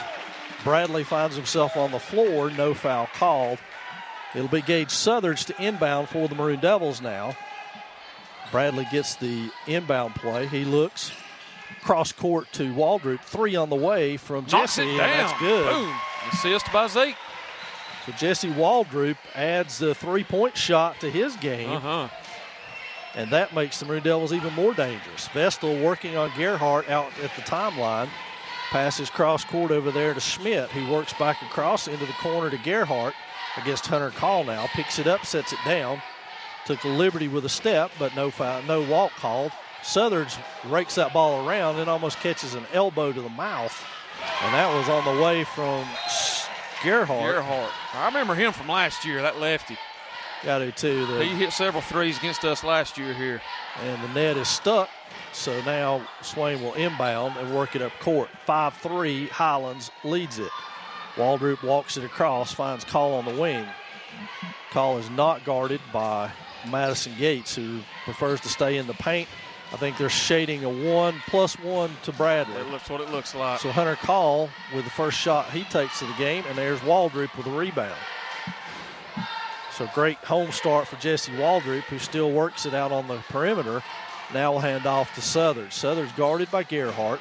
He looks cross court to Vestal, back over to Call.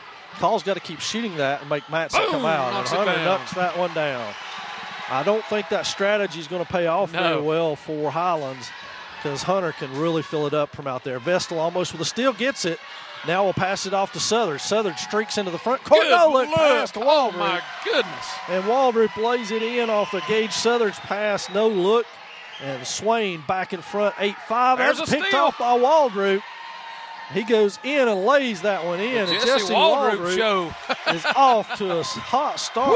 7 points.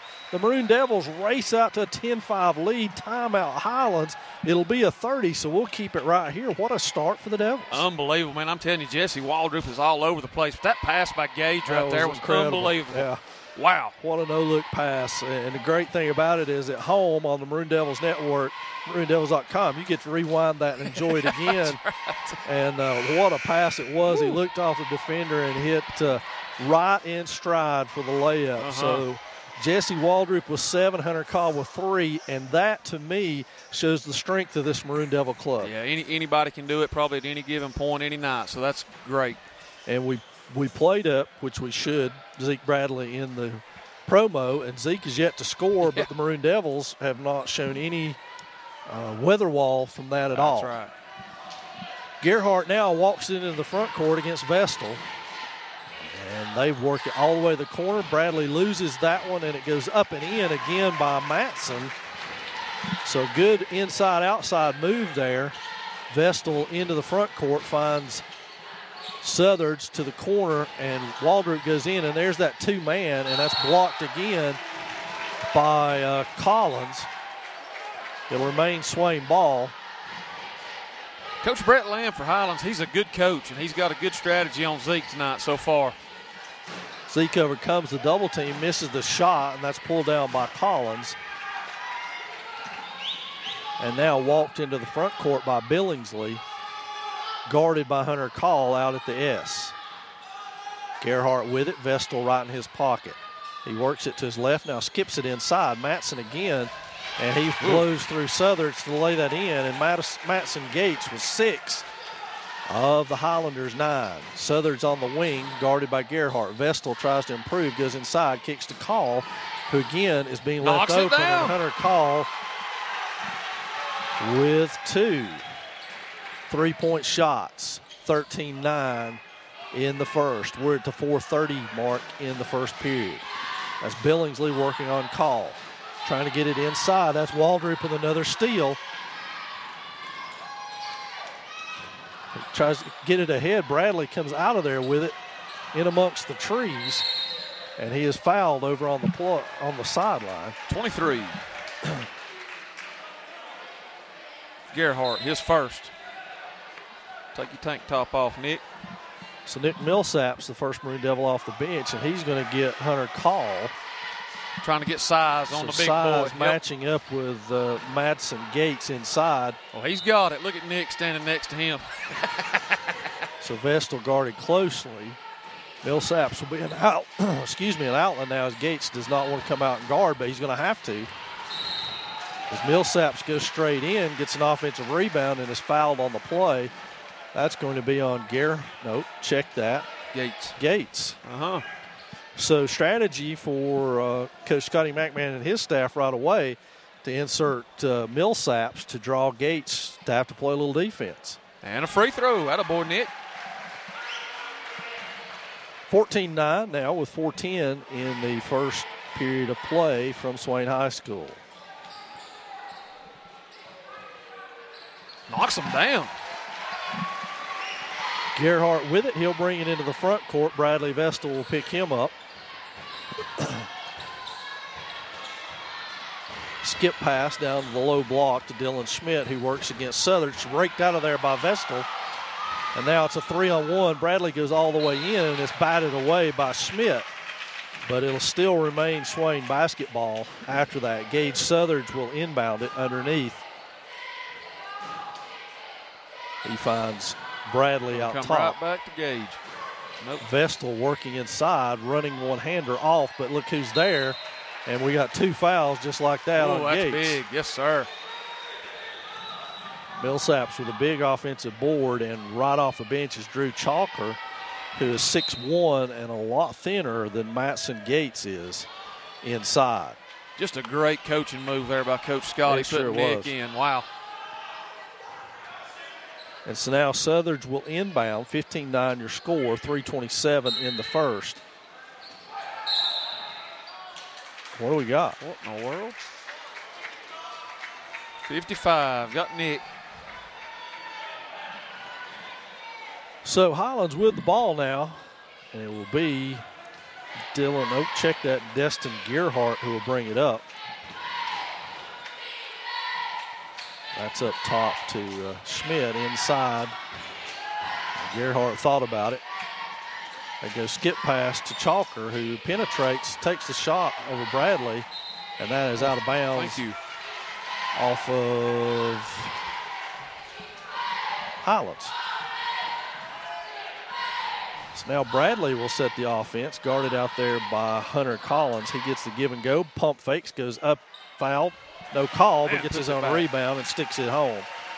So just like that, Zeke Bradley's on the board, Swain 17-9. No look pass, good one by Gerhardt, dug out of there by Southard. And you're going to call traveling on Waldroot because he slid across the floor as he got on the floor diving for that ball. So it'll be Highlands basketball as we come in. Coach Neil Blankenship out there cleaning up the... After he just brought us a Mountain Dew. How'd he get down there that fast? He's everywhere, man, I'm telling you. So Gerhardt will trigger it in for Highlands, 17-9 still your score. He gets it out to Chalker, no hesitation from him. He misses badly. That flows out of there. They'll be back inside to Collins, back outside to Gerhardt. Man, I'm telling you. He cans a three. Sucker can shoot it. He does seem to have unlimited range, doesn't he? Speaking of unlimited range, Gage Southard works the ball. He stops on and cue. pops on cue and banks the bank on the is three. open. I like it when they do exactly what I'm talking about. Oh, and we had that one stolen, but it bounced off of Bradley and then off of Southard's. Into the ball game will be Jack Stuckey for Nick Millsaps, and that will be Judea, who's not wearing the number that I had him on the roster for. Judea Littlejohn, number 2. Southard's right in the hip pocket of Drew Chalker now, and that one goes out of bounds, but it'll be off of Swain. So Gerhardt will inbound it from over in front of our cheerleaders. Chalker goes hard to the hole, dumps for Collins. Collins spins, misses. There's Chalker with the rebound, and they're going to get Bradley with a foul. Number 12, Zeke Bradley, is first. So we're going to the free throw line. This will be Drew Chalker for the Highlands squad. That one's good.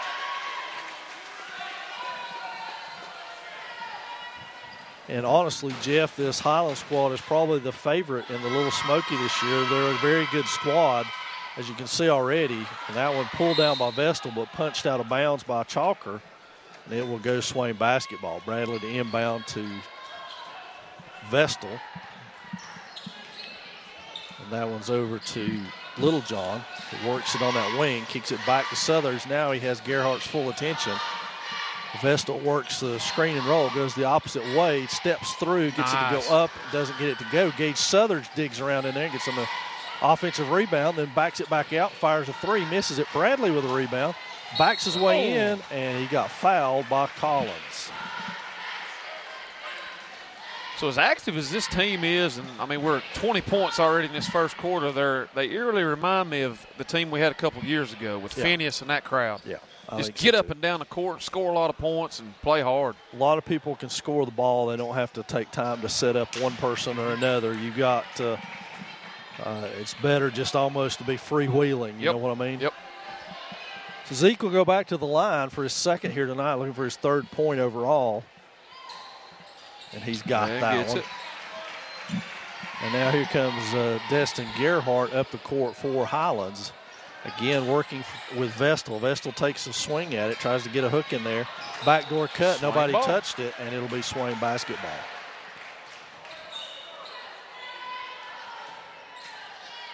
So Bradley Vestal will work up court. He passes it over to Zeke Bradley to Southard, back to Bradley. He'll work over there. Three pull up by Zeke, and if that goes, the conference should be really worried. There's Jack. Good rebound by Stuckey. He couldn't get it to go. And we got a foul. Looks like Gage Southard may have committed that one. It'll be Gage, his first.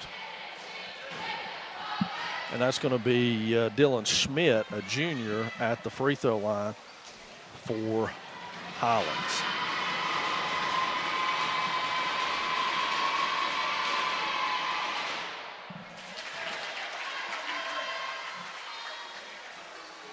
Second one now coming for Schmidt. This Highlands squad, like Swain, a very senior-laden club. And that one goes as well for Schmidt. who I would guess has 3 sisters playing on the girls' team. I guarantee it. A lot of Schmitz up there. There are a lot of Schmitz. Good strong move by Zeke. And Zeke with 5 now. Swain with a 23-point quarter. We're under a minute. Bradley Vestal spills to the ground after being knocked down by Dylan Schmidt. Now they call a foul on him.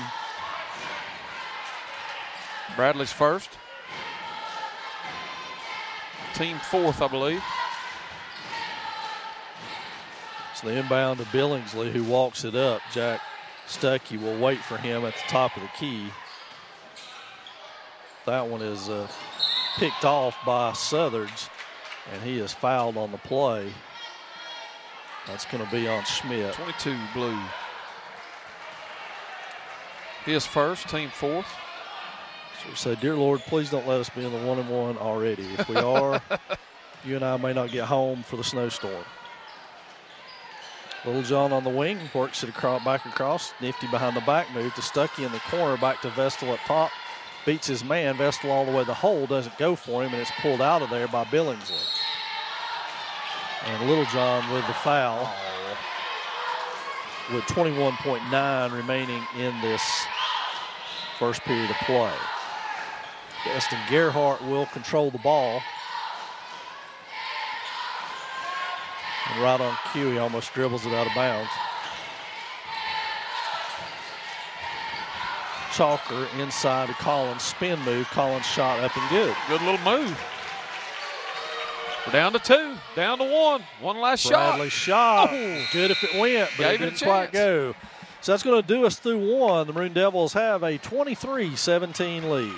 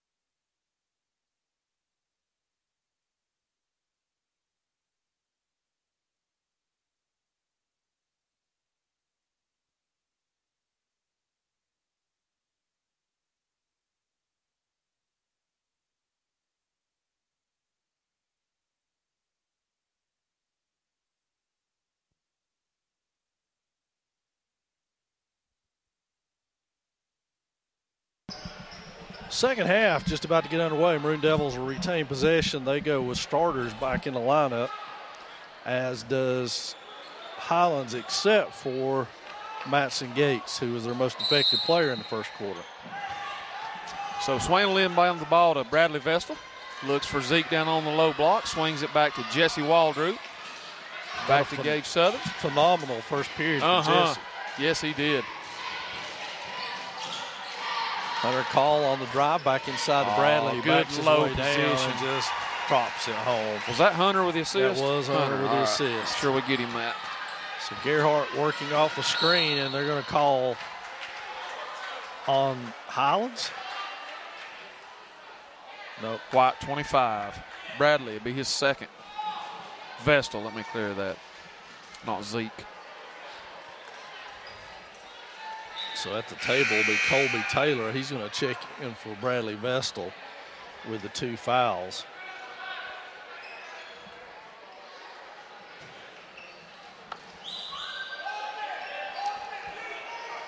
So Billingsley will walk the ball up for the Highlanders.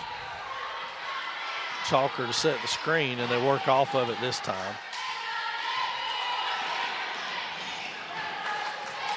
Collins wins the race to that and quickly finds Gerhardt.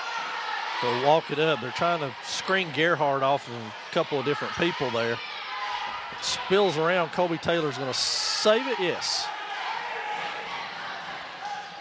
Bradley into the front court. He's going to motion Taylor back out.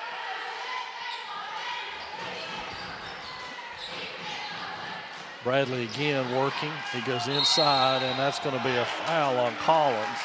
Hunter Collins. second on him. Yes, it is. So both of Highlands' inside players, Hunter Collins and Matson Gates, now with 2 fouls. Zeke Bradley goes back to the line, and up off the bench is 5'8" Dylan Schmidt to check in. If he comes in for Collins, they suddenly become very short.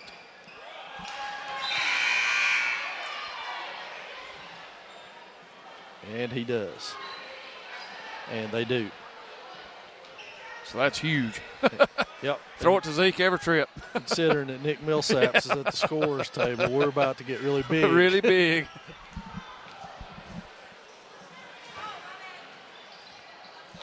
Bradley makes that one, but I think Nick is coming in for Zeke for his first breather of the night. And, yep, that's how that's going to work. Yep.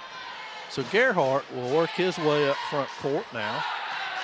Calls out the play. They got a Chalker screen on one side, a Billingsley screen on the other. They're still able to just switch that. Billingsley muscles his way in. Nice job by Billingsley. Despite the good Swain defense. So Waldrop works with it out front. Colby Taylor on the wing over at the Devils logo. It's batted away, and then Waldrop got his hand on it last. And lo and behold, Neil Blankenship was over there to catch him. So he literally is everywhere. He's everywhere. And that's going to stay Swain ball. Quickly back into the lineup, Zeke Bradley for Hunter Call.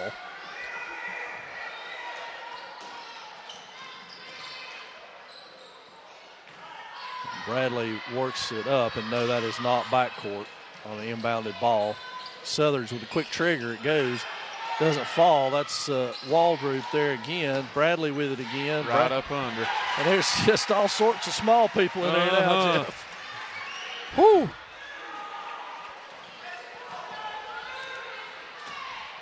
Gerhardt cut back door. Southard's trying to pick his pocket. Bradley almost with a steal. Gets a blocked shot out of that. Southard's pulls down the rebound and goes the other way. Colby Taylor back out to Southern. They leave him alone for a three, knocks it and down. that's a mistake to leave Gage alone for a wide-open three.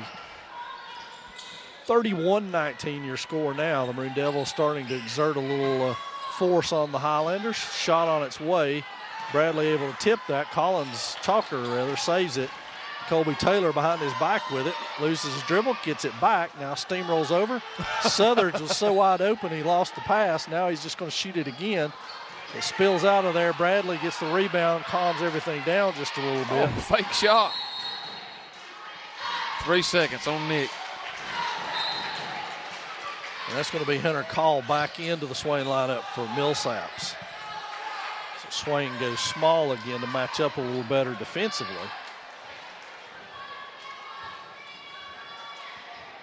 We do have a score of interest for most Smoky Mountain Conference folks. Murphy leads Robbinsville 14-0 in that small 1A Western final.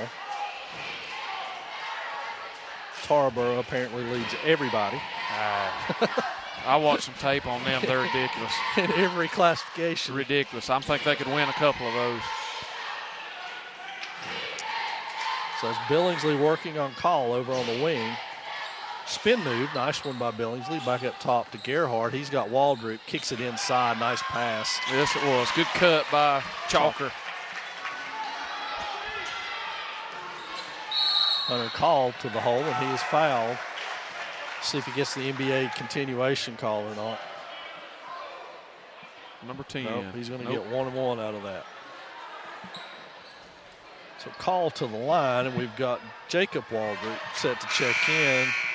And Jediah Littlejohn also in. Colby Taylor and Jesse Waldrop out for the Maroon Devils. Hunter Call's first trip to the line tonight. That one back iron no good. Rebound by Billingsley. Gerhardt with a deep three. Swain runs into each other trying to get the rebound, and it'll fall to Miller. And stolen by Southers, who lost the ball.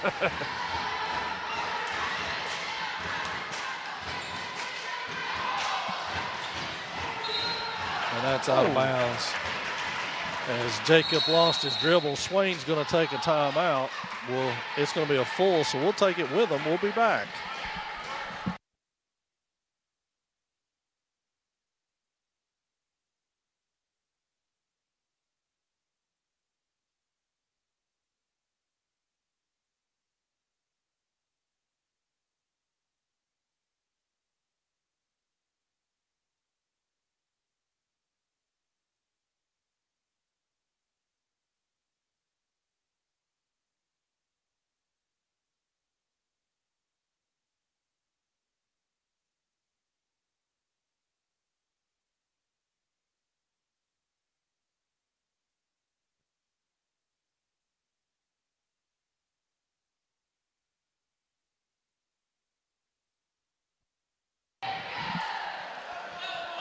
So we're back for the final 4:13 of the second here. The Maroon Devils are up in this one by 10, 31-21.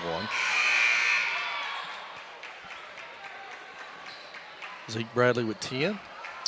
Got him with 10 points, about 5 rebounds, an assist, a block. A lot of stats so far. Filling out the stat sheet as he does so well.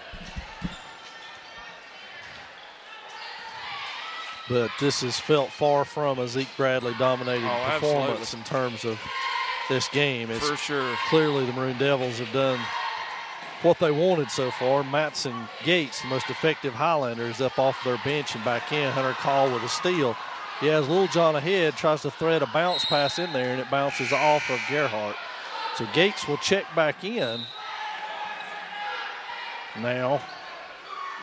And we'll see what kind of impact he makes. You know, in the first quarter, for those of you just joining us, he played a one-man zone, essentially, leaving Hunter Call wide open the most of the time and played 1.5 on Zeke. Zeke's going to take a 3 this time. That's front iron, no good. Gerhardt with a rebound. He races up court with it now to the corner. Pump fake, goes around Call, tries to get around Bradley. That didn't work. Matson pump fakes and is hammered there, raked and grabbed Zeke Bradley on the way down. And that's going to be on Hunter Call rather than Zeke Bradley, as it probably should have been. Yep, Hunter's first.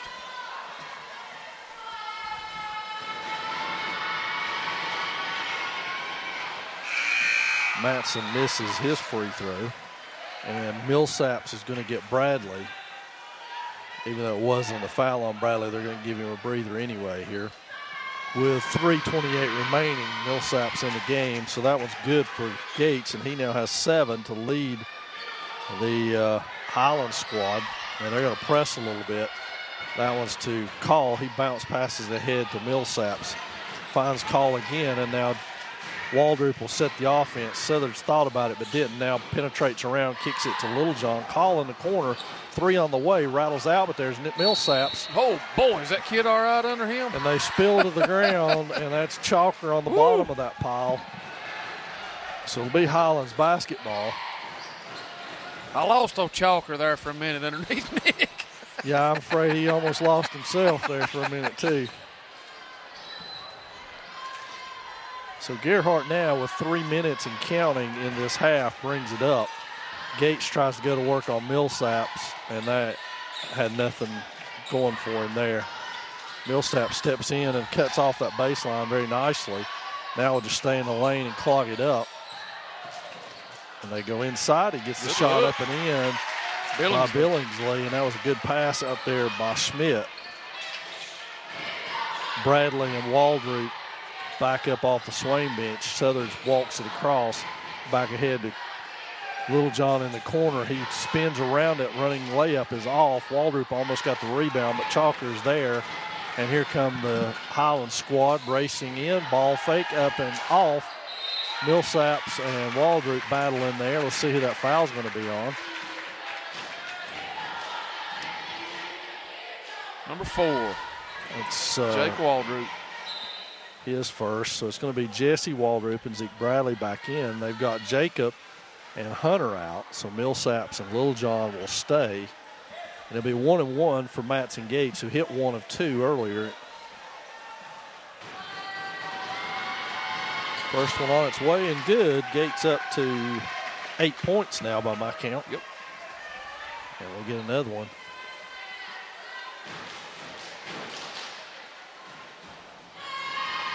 Second one on the way, and Gates drains it. Man. So Swain walks it up against the pressure now, and that's what that's good ball movement. A foul over there, and Gates lucky he got away with that one. Another example of Zeke Bradley outlet pass, though. Little John with a rebound over there. And now Southern's into the front court, one fake, and he's to the hole. Front rims that one, and that's Gates again. And he'll pass it off to Billingsley, who kicks it ahead, and that's going to be Swain basketball. Should be Swain ball. And again, positive floor play out of Jesse Waldrop, who caused that by flashing in front of the intended recipient of that pass. Waldrop looks ahead, now finds Southers. Waldrop and Southers to Bradley. He goes cross court. Nope. Little John in the corner. He can shoot it. That's off. Oh. That's going to be on Millsaps. Yep. His second. Jack Stuckey quickly off the Swain bench as they'll shoot a free throw out of this. It's going to be Chalker to the line. Stuckey in for Millsaps. You know what feels like just a Swain absolute dominated game. The Highlanders have closed this thing within 5 points. A chance to cut it to 3. Yeah. Very quietly.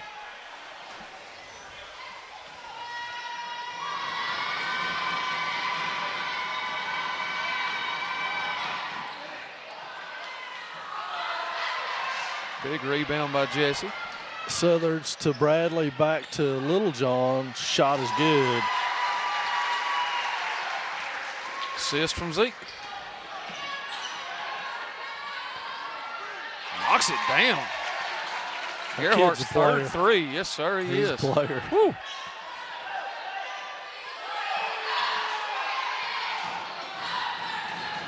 So Swain beats the token pressure. Waldrop fouled on the play, had to throw up a wild shot. Now here comes Billingsley back down. Littlejohn. Good job by Judea. Come on. Oh, no. That was a tough break for Judea. He was sitting there waiting on him. Wow. Aiden Pond up off the Swain bench. We're going to get 2 free throws for Jake Billingsley here at this juncture. That one's off. So Pond is in the game. He's got Bradley, and that will be Gates out. So both coaches getting their best offensive players off the floor right now to save a third foul. That one's good by Billingsley, and suddenly this is a 3-point game, Jeff. Yes, it is. One possession.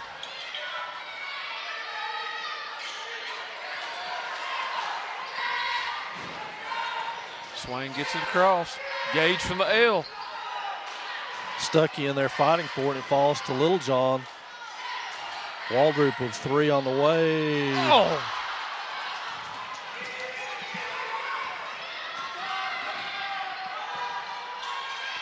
Back to Gerhardt. He goes to a backdoor cut inside there. Blocked by Southerns. Judea all the way to the hole and knocks it down. Big basket, Judea Littlejohn. Pushes the Swain lead to 5 with 15 ticks left before halftime. So Gerhardt now crosses, looks for a double screen on each side. Working it down to 6, 5. It's going to be out of bounds. Swain ball. 2.4 left.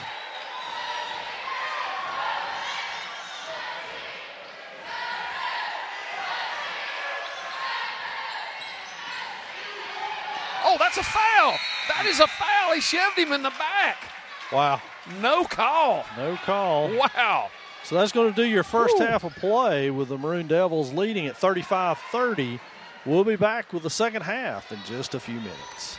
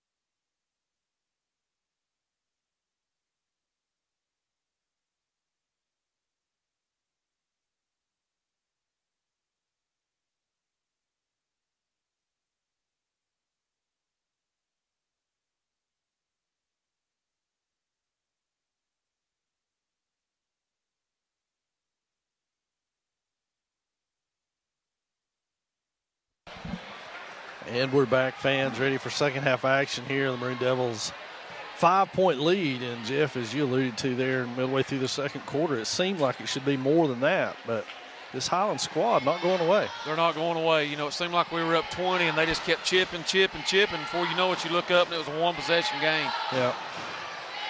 And like we said in the beginning, folks, this Highlands squad probably favored to win the Little Smoky. They're a very good club. They're a good team, yes, they are. And so the Maroon Devils showing just what their potential for this season holds. Back with their 5 starters now. Nobody really in significant foul trouble. Matson Gates and Hunter Collins 2 each for Highlands. But other than that, pretty wide open. Bradley Vestal has 2 for Swain.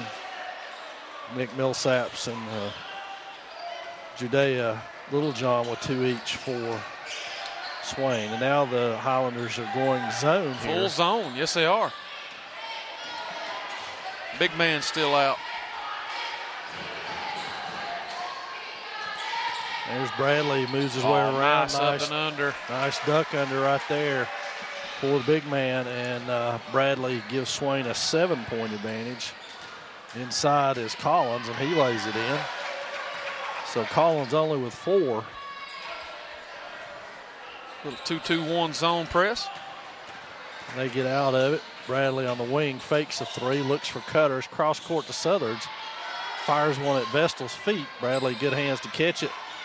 And there's another block by Hunter Collins, but it'll stay Swain basketball.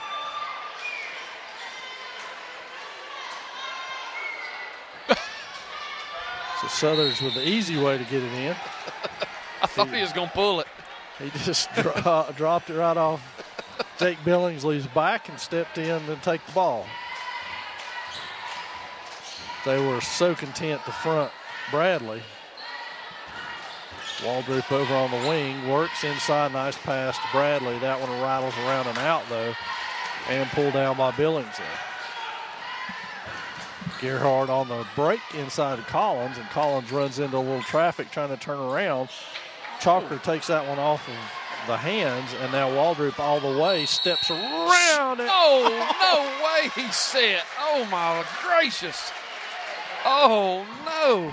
Wow. I thought we were going to get an and one. I did too. And we get an offensive foul on Jesse Waldrop. Jesse Waldrop. Wow. His first. I'm not sure they didn't hear that it's Jesse Waldrop not the start he got. He's supposed to get those calls in that situation. Absolutely.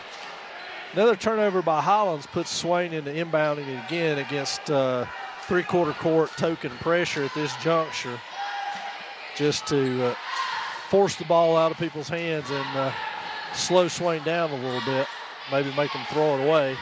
Southards out on the volleyball timeline. The Vestal back over to Call to the corner to Waldrop.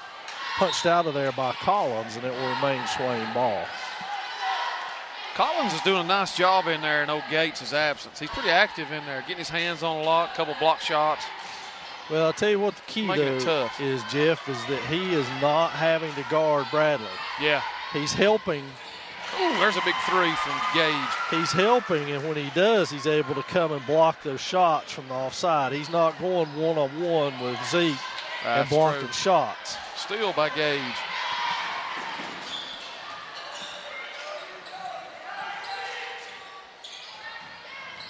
Vestal, oh, nice pass by Bradley. A little contact there.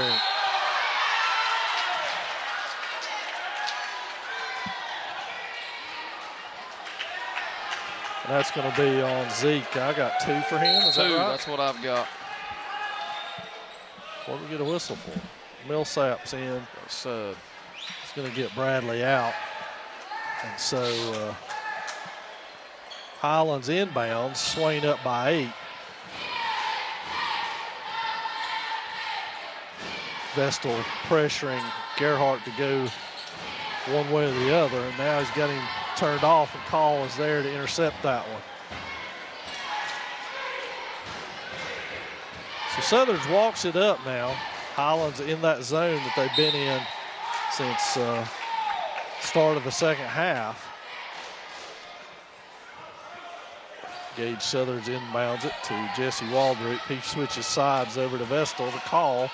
Now Vestal breaks through. Millsaps with a pick. Shot on the way by Call. And Chalker races that one down. And now Highlands comes the other way. Gerhardt trying to work his way in. That should be a travel. And they got him for steps there. Very quickly, Zeke Bradley's up, back in for Millsaps. Nope, check that Hunter call. Matson in the game, Gates that is, back for Highlands. So they're going to stay pressure-wise. Swain stays with Millsaps to offer that big body. That one's almost stolen by Collins, but it'll be Swain basketball. So it'll be interesting to see if they go back to the 1.5 approach on Zeke inside since he's hurt them, or if they'll straight man up with somebody. Right now it's straight zone. Straight zone. But the question becomes when he goes through the paint, who's going to be the one who checks up on him? Bradley with a 3. That one's off and rebounded by Chalker. So here comes Highlands. They're content to walk it up, down 8 here with 4:43 left to go in the third. Vestal coming off the screen by Gates, and that shot by Billingsley is off. He gets his own rebound, and that'll be Swain basketball. Ball. That's a good job by Nick Millsaps, just kind of clogging things up there in the paint. Now Vestal and Waldrop work it into Bradley. He goes all the way, and that's a block on Collins. That's 3 on him.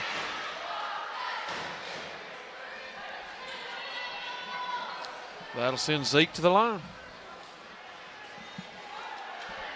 2 shots. He's 2 of 4 on the night.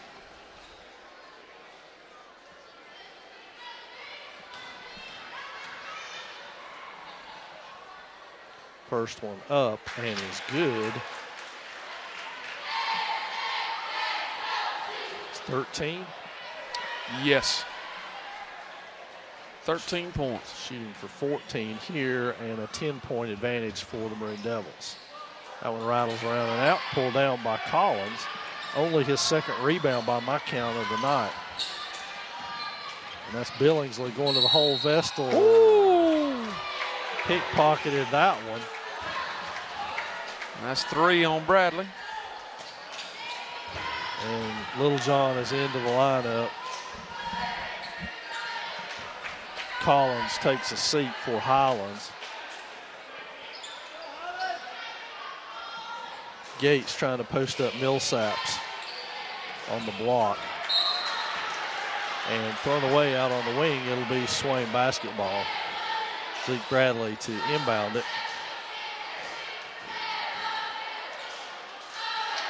Oh, Littlejohn saved a turnover there.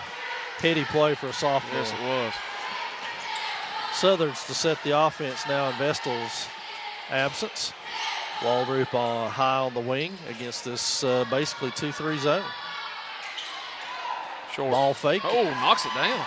Ball fake, everybody backed away, and he canned it. Gerhardt into the front court now, over at the Devils logo, between the legs, back up top. Waldrop's got another steal and another breakaway, and is fouled on the play by Billingsley. That will be his first.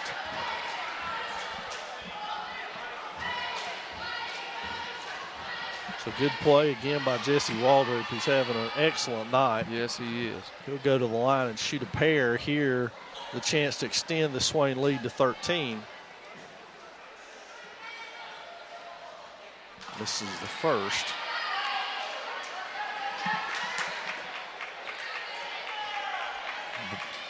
Waldrop was 7, but it was the first 7 of the ball game, basically, for the Maroon Devils. He came out on fire, and then there's 8. Then had to sit down. So Gerhardt sets the play from the Devils' S. Looks to the corner for Schmidt, who comes off working on Southern's baseline. What do we got? We don't know. Give us something here. What is it going to be? White shirt, 15. With a block, Jesse. Highlands ball out underneath. Gerhardt's going to do it. Finds Chalker. Chalker cues up a 3 over there, and it's way off. Gates with it. Can't get that one to go, and he's got. That should be a foul. That's going to be 3 on the big man. That was good position by Zeke Bradley there. It was. So Swain will inbound it. Now Highlands is going to stay. Well, they're going to extend a half court at least. Southers walks it up. Takes his time to set the Maroon Devil offense. Draws defenders. They got Bradley inside working on Gates. Goes poked away. Finds Southers back up top. Maroon Devil showing good patience here. Waldrop on the wing as they are working that zone back and forth with Bradley and Millsaps to cut. Back outside Waldrop, 3 on the way. Knocks it down. And it's good, and we got a foul on Millsaps. Basket's good. 55, Zeke with another assist too. And Nick a foul, that'll be his 3rd. Yep. Caught the second man syndrome there. They were mixing it up inside, he and Chalker, and they got Nick. Chalker puts it on the floor, goes through, ripped out by Zeke Bradley, and then thrown ahead. Waldrop with the assist. Littlejohn with the layup. Timeout Highlands. And it's up 17 now, Coach. It is ballooned big time. A 14-2 run to start this 3rd quarter play. So we'll take a break as they do.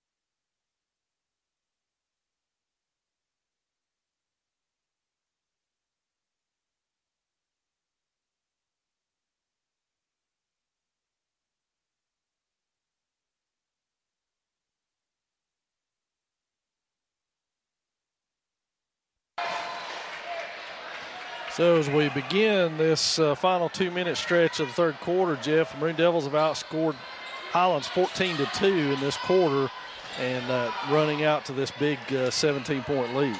Yeah, Highlands has tried to go zone, and they've stuck Zeke there at that high post. And we talked earlier about his passing ability, and everything's going through him right now to great success.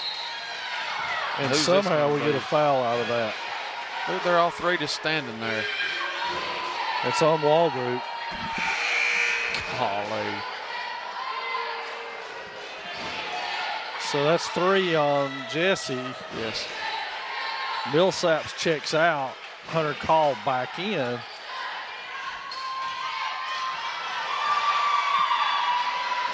Bradley ahead to Littlejohn, who lays it in. Zeke with a steal and the assist. Judea up to 8 points. Probably a career high for Judea as a sophomore, but not sure. That was right to Jesse. Oh.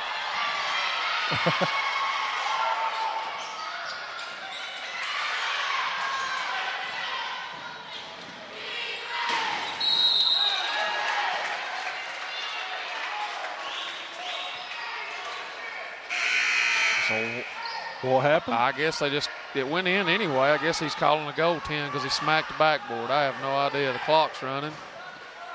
Yeah. I don't even know who scored, Coach. I don't either. It's either 10 or 12. So now I guess we're going to discuss whether it's a technical foul or not.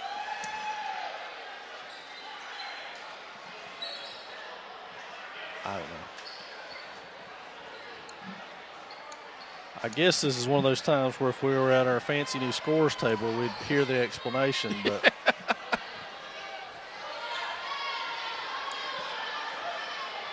it is beautiful.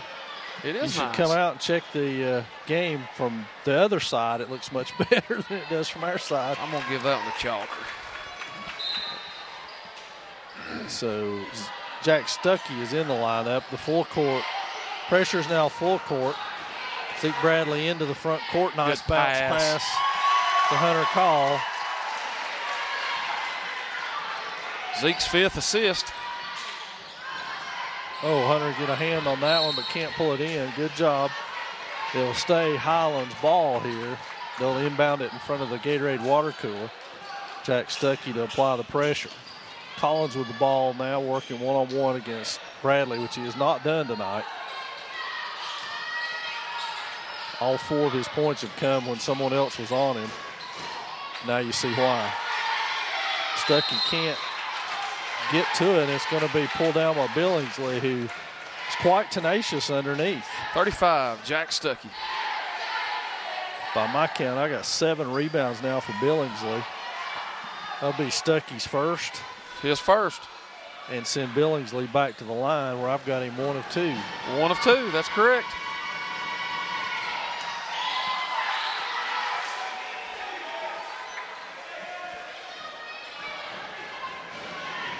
So now Billingsley will attempt the second one. He's Knocks got it down. 1 of 2 again. Pressure back on. Bradley goes to Littlejohn. Nice wraparound. And that's off Littlejohn, who is out of bounds. So we've still held Highlands to a 5-point quarter so far. Yeah. And here's Gates back in, countering that with Millsaps. So Nick Millsaps is the designated Matson Gates stopper. That's about 600 pounds just trotted out there. Yeah, absolutely.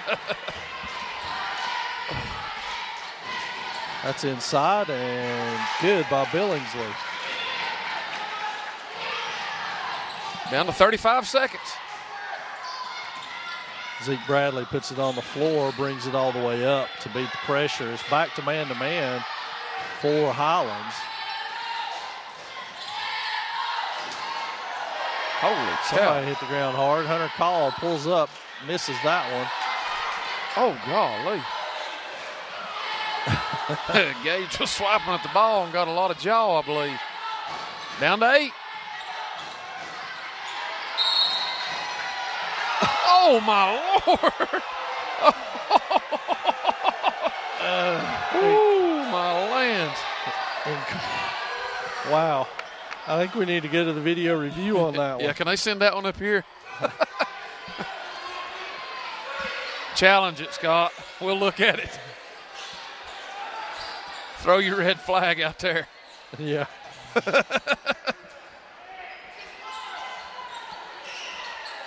So now we got to get the sweat spill cleaned up.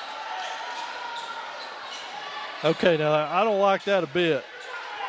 Scotty McMahon just absolutely screamed at Zeke Bradley to stop talking to the official. So he did and turned right back around. The official started talking to him. Gosh.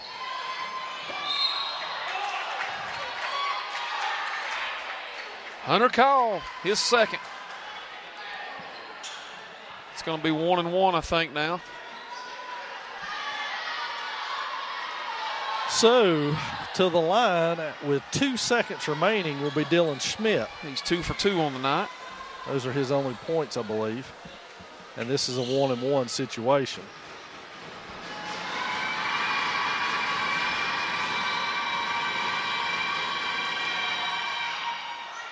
Oh, right back to him. No way. We had 4 guys in there. Holy cow. I can tell you who's not happy at all about that. Yeah, Coach Mack, he shouldn't be. He may lose Holy his mind cow. during this break. We're going to take a break. Swain on top, 53-38.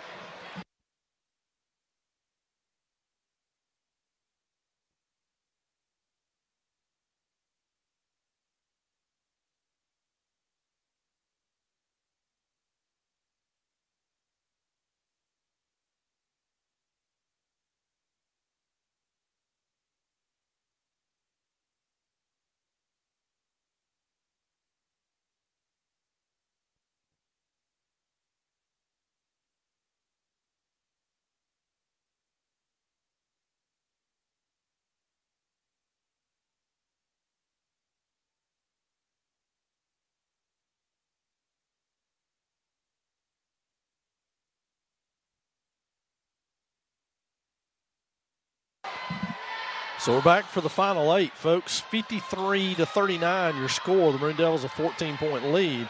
It will be Highlander ball as we open the fourth quarter. All hands on deck for this opening foray into the fourth quarter as everybody's back with their starters regardless of foul trouble. So Vestal, who's done a good job on Gerhardt tonight, playing the basketball, is out front working. Waldrop, who's been everywhere, works on Collins, and we got a hold. That's going to be on Waldrop, I believe, and Lord it have is. mercy. That's his 4th. So Jesse has picked up 4, and I believe Nick Millsaps is at the scorer's table trying to check in, but they're not going to let him. It's a 1-and-1. They've got a guy at the table, guys.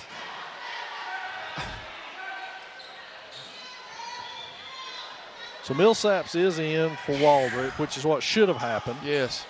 But we've got confusion reigning as Collins will go to the line. This will be his first trip to the line tonight. It should be a 1-and-1, I believe. It is, yes.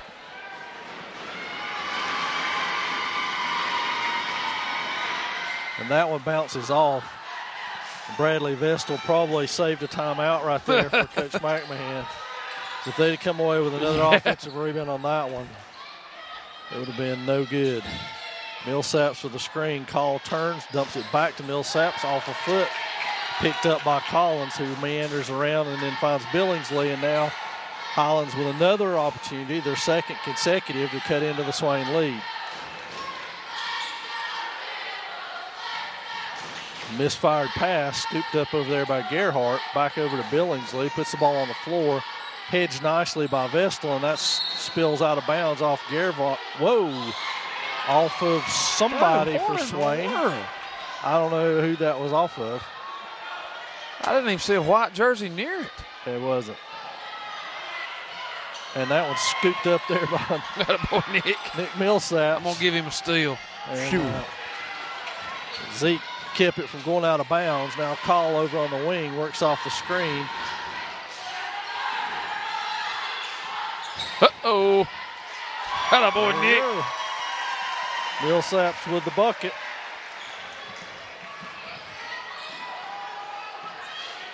Gerhardt works off of the Gates screen. Now Billingsley tries to turn the corner. Wow.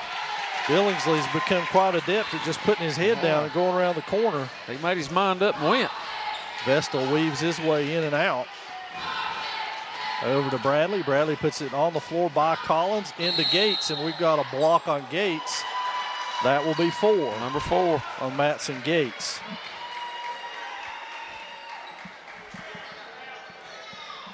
So Zeke back to the line. He's 3 of 6 on the night.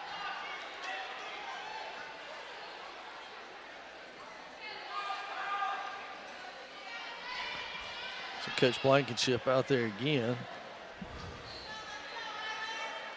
We've got enough kids around here. We need some of them little towel kids Absolutely. or whatever you call them. They could do it like tennis. They could just run through and wipe it off. Yeah. And keep running. Yeah. Because they're running that baseline anyway. And that's Zeke knocks it nothing down. but net.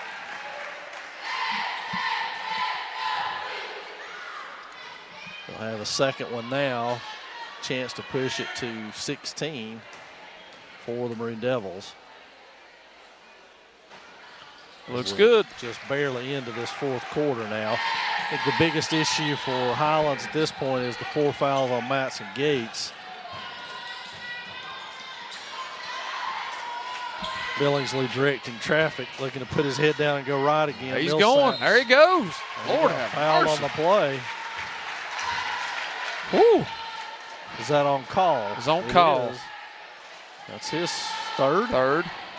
So an and 1 here for Jake Billingsley, a senior, listed as 5'11", but I dare say he's played much bigger than that yes, today. Yes, he has. Jesse Waldrop set to check in after the made free throw.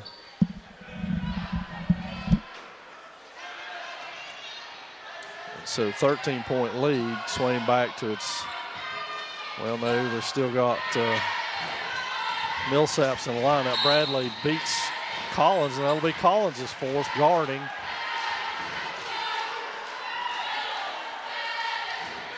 Yep, he is 4th. team, I can't see, 5th, I believe is what it says. Chalker back into the lineup for Highlands. That's what you got to hate if you are Highlands, is to get a 4th foul on your 6'5" kid guarding that far out away from the basket. He's just running beside him, really.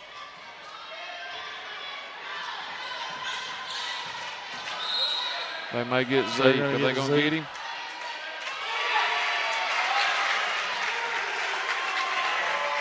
As bad as I hate to say it, I could almost see that one a little bit. Well, you can see it unfolding. Yeah. And that left arm. Whew. For the most part, this is Zeke's 4th year in the Smoky Mountain Conference, and he still does not get any calls. No. To be perhaps and the steal candidate for Player of the Year. And how is that not a foul? So a steal and a rebound. But back to my original point, to be probably closely considered for a Player of the Year in the Smoky Mountain Conference. I mean, obviously he's one of the best players in the conference. He has never gotten called. No, doesn't get any. From the get-go. If anything, it's almost like sometimes they have a little itch to get him before it ever starts sometimes. 57-44 is your score. We got 5:45 remaining in this one, and Highlands is going to have to come up with some interesting defensive strategies short on big men at this point. Yeah. You know, and really, it's like you said earlier, they're a really good basketball team. Let's not sell them short. They've got really good athletes. They're long, they're tall, and they've been impressive tonight, but just not as impressive as what we've seen from our Swain Maroon Devils. I agree. I think their biggest issues are that, for Highlands anyway, is that if they can keep Matson Gates on the floor, he's a very difficult matchup for everybody else. He is, and I tell you, we said it earlier, but the thing that turned this game tonight, in my opinion, was when Coach put Nick in and got those quick 2 fouls on him. The whole game just changed. I think you're absolutely correct, and their strategy, Hunter being able to knock down a couple of threes there with that strategy, changed that strategy real quickly. As well, but excellent job on the Swain end. And obviously on the Highlands end, they're going to stick with Gates or Collins 1 at this point. They got to get back in the ball game. Them fouling out is not as big a deal as getting back in the game. That's Vestal, pump fakes, good job. So Bradley's first points of the night, believe it or not, he's had a solid all-around game. So now Billingsley into the front court, Waldrop on him. They try to go down low. Oh, he came back out of bounds to get it. You cannot do that. He ended up going out of bounds over there, but that was a weird one. Yeah. So Southard's back to Waldrop, to Southard's. It's in these press situations, really and truly, that not having a true point guard pretty much helps the Maroon Devils, because anybody can bring it up. Anybody can bring it, that's right. Whoever's got the favorable matchup can bring it up. Whether it's Waldrop, whether it's Bradley, it doesn't matter. Yeah, you definitely cannot play us to take away a ball handler. It won't work.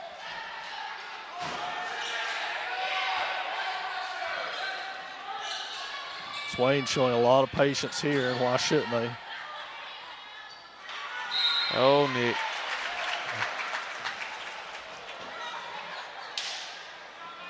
Four on Millsap, so he joins Gates and Collins in the 4 foul bin. So that's going to put number 10, Drew Chalker, at the line. 1 of 3 tonight. 2 shots, I believe.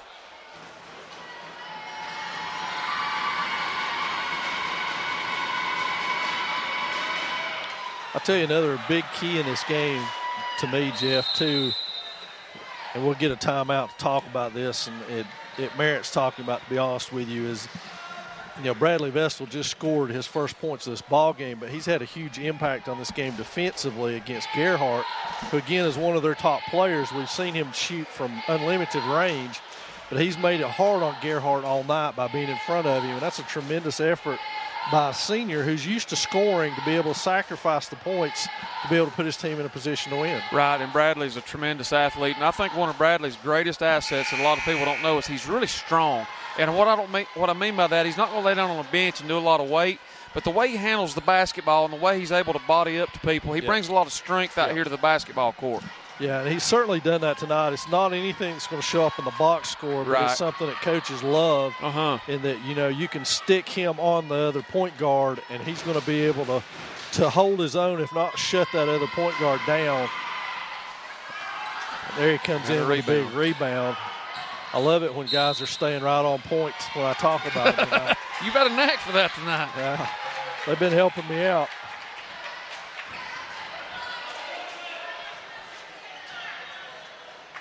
But the one thing we've learned so far is this is a pretty deep Swain team. They can go with some folks and cause a lot of problems. Yes, they can. Impromptu trap right there. Billingsley goes, and it goes off of Bradley's foot. It'll stay Highlands ball. Zeke petitioning for it, but no avail. And so Gerhardt will cue it in from underneath. 4:41 remaining. It's still a 15-point lead. As Chalker goes around, walked a little bit with it, but that European step, is that what that's called? Yeah, the Euro step. The Euro step he makes work. The only Euro I'm concerned with right now is that Euro model. Yeah. Because if that thing holds true, we're going to get some snow. Yeah. I don't think we have to worry about that from the forecast. So we got a foul. That's on 10, Chalker. Old Chalker. And that's going to put Zeke back at the line again. And it's down to 12, so the Maroon Devils need to answer here and get back on the board just a little bit to stem the tide, if you will. And Zeke takes care of that.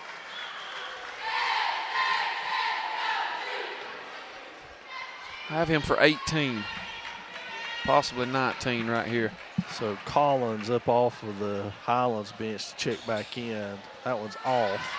Rebounded by Chalker and brought the other way by Chalker. Vestal's out there on him. Reach around, poked out of bounds. Nicely done. And so Collins for Chalker. Honestly, though, both teams Swain 2 games in, Highlands 3 games into their season. So they're really just trying to find out a lot about themselves at this point in the season, trying to figure out who they are.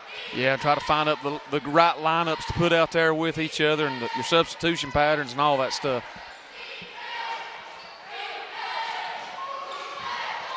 Gates slipped away scot-free, and nobody saw him. Billingsley with it all the way back court. Now he works his way front court. Gerhardt comes off a screen. Vestal right there with him, knocks it out of bounds. But again, that's what I'm talking about, Jeff. Just the mere fact that he's right there with Gerhardt. He pops off of that screen in most games. He's going to get open three. Yes, he is. And that's not been the case tonight. No. I see Gerhardt as being a facilitator, but also a big-time scorer for them as the season moves along, and he's not been able to do it tonight. Steal by Bradley.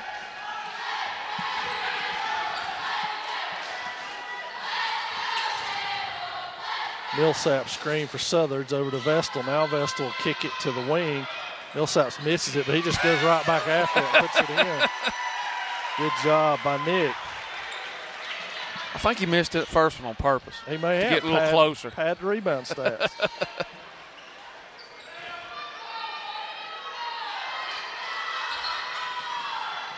Gerhardt moving off the Billingsley screen. Now he pulls himself free. And but he had to get away from Bradley. He got away from Vestal to be able to do that, and he cans his 4-3 for 12 points.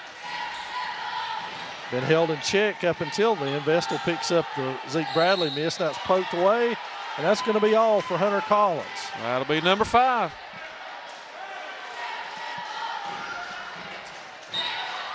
Chalker was at the table to sub for him, I believe. Isn't that the way it always works? That's the way it always works. Tough luck. Good ball game tonight, though, by Hunter Collins. He only had 4 points, but his presence was made known out there for sure. He had as many blocks as he did points, I believe. So Vestal to the line, and if I recall correctly from last year, he was one of our more dependable free throw shooters. Yeah. And that's his 3rd point of the night, but his impact has been way larger than that in my estimation. Absolutely.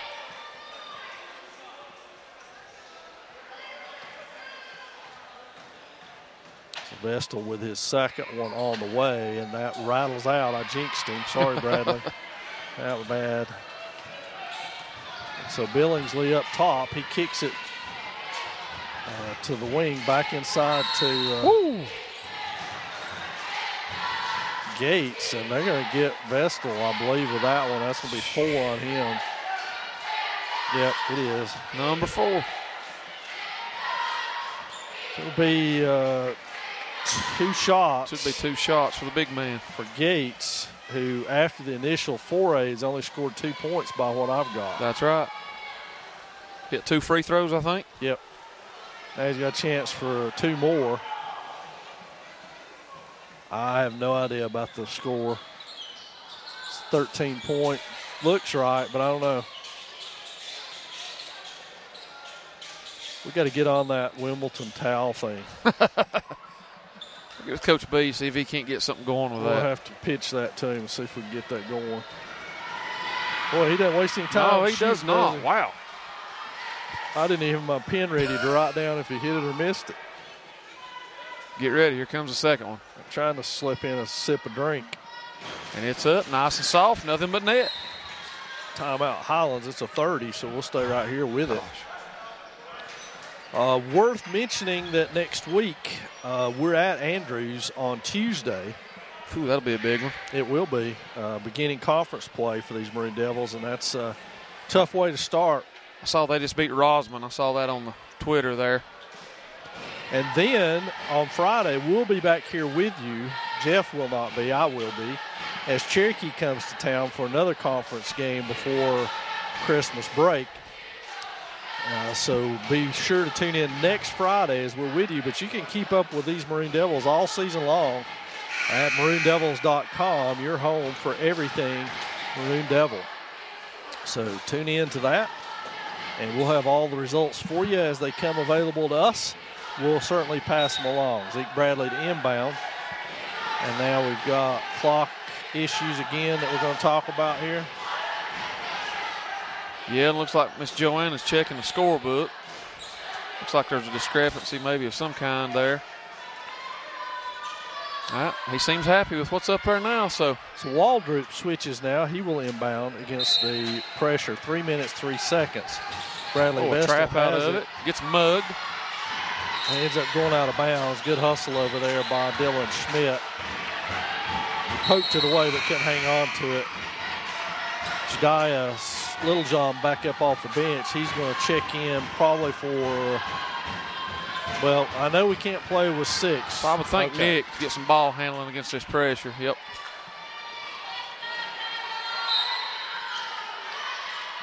Vestal against 3. Pitches it ahead to Southards. Southards drops it off for Waldrop. And now they can just hold it for a little while if they want. Go straight man-to-man. Billingsley close guarding. He's going to get called for the foul, but he's not in any kind of foul trouble. It's just his second. He's like Savannah Smith was in the girls' game. He's wearing that invisibility cloak. They don't see him. Gates back in for Jonathan Miller, who had slipped in on us. I didn't see him. No, I didn't either. Gage Southards to the line. I believe it's his first trip there tonight. Knocks it down.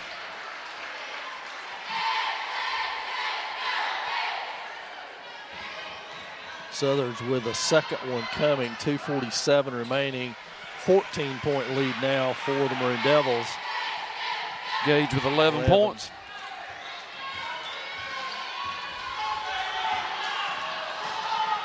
There's old Billingsley again. Loves that right side.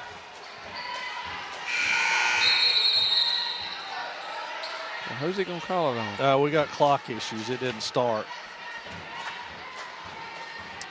But we do have a foul. Eventually we'll get to that. Should be 20. Yep. Gage, his second.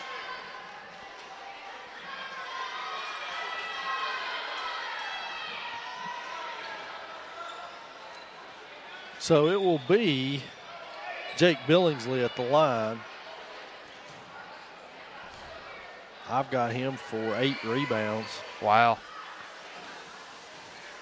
As we said, he's 5'11", but once Collins and Gates got in trouble, he came in and went down low and really has played a solid game. Yeah, he has, man. He's got fullback linebacker written all over him. Yeah.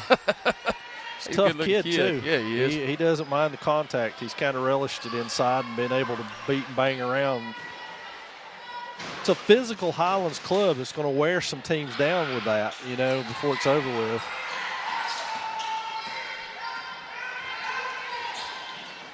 So there's 3 queued up, and boom, that may do knocks it down. Good look from Zeke as well. Gage's 4th 3 on the night, 14 points. Gerhardt with a 3. Well, it's his 5th of the night. Worth note that he was not being guarded by Bradley Vestal at that possession, too.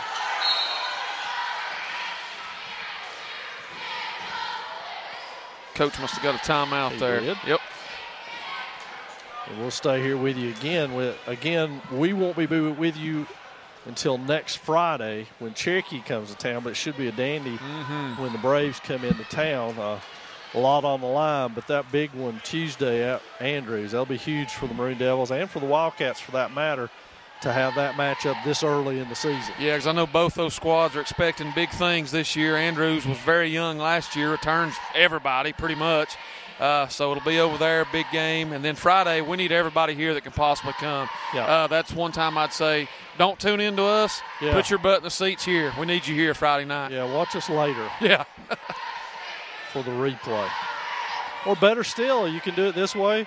Come to the game, bring your phone and watch us on the phone.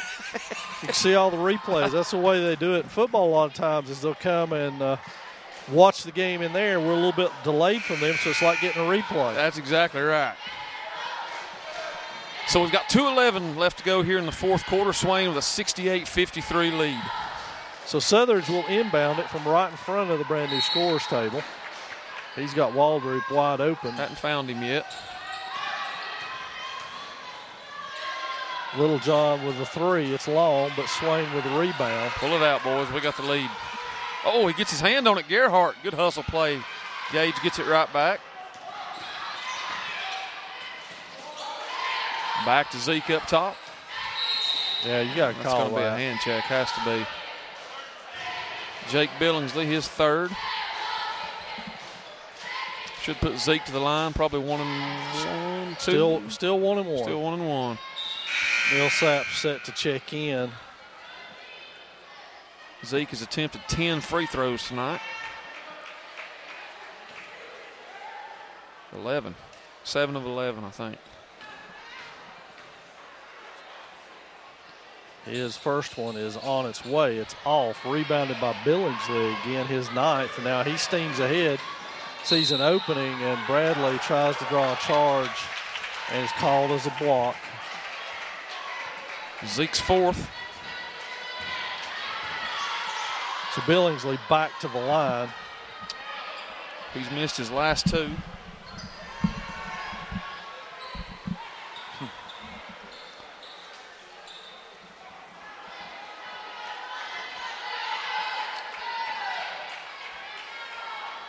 Would there be any reason whatsoever for an official to ask the scorekeeper how many fouls somebody had? No, absolutely not. No reason. None of their business. Call the game. They just did that with Zeke. Ask how many he had. I think it's up there. Yeah, all you got to do is turn around and look. I think that aggravated Scotty McMahon. Should have. And it should have. I think that was his conversation with Coach Blankenship. So Little John back in for Millsaps as they play the offense-defense thing. Back in is Miller. He's going to get Matson Gates out of the game. 146, so case is becoming pretty dramatic for the Highlanders. That one's back iron, no good. Chalker's going to foul coming over the back of Waldrop. Chalker's 3rd. Shoot, these last 3 minutes are taking an eternity, Coach. Yeah, they are. So that'll put Jesse Waldrop to the line, 1 of 2 tonight. Jesse's had a solid night. I got him for 11 points, 5 rebounds, points. 3 steals. Yep. Somewhere 2 assists. Yep. Solid night. Knocks the first one down. Millsaps and Gates back into the lineup. No surprise there. Littlejohn and Miller out. So one more shot for Jesse Waldroot.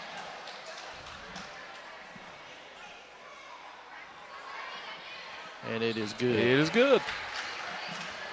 Good solid night for Jesse. I think he goes into what has to be considered a pretty long line of folks to be eligible for a player of the game if we gave one. I agree. I think you have to put Nick Millsaps into that. You have to put Hunter Call into that. And then, of course,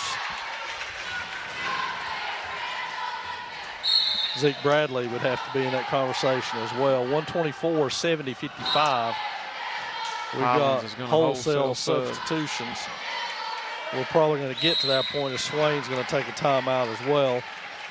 So 70-55 is the look we're getting here. And as we were talking about, just to round out that list, I think you could take pretty much anybody who's been on the court tonight. They played well for the Maroon Devils. Yeah, they sure did. Got valuable minutes from the guys from the bench, too. You look at what Nick did, what Judea's done.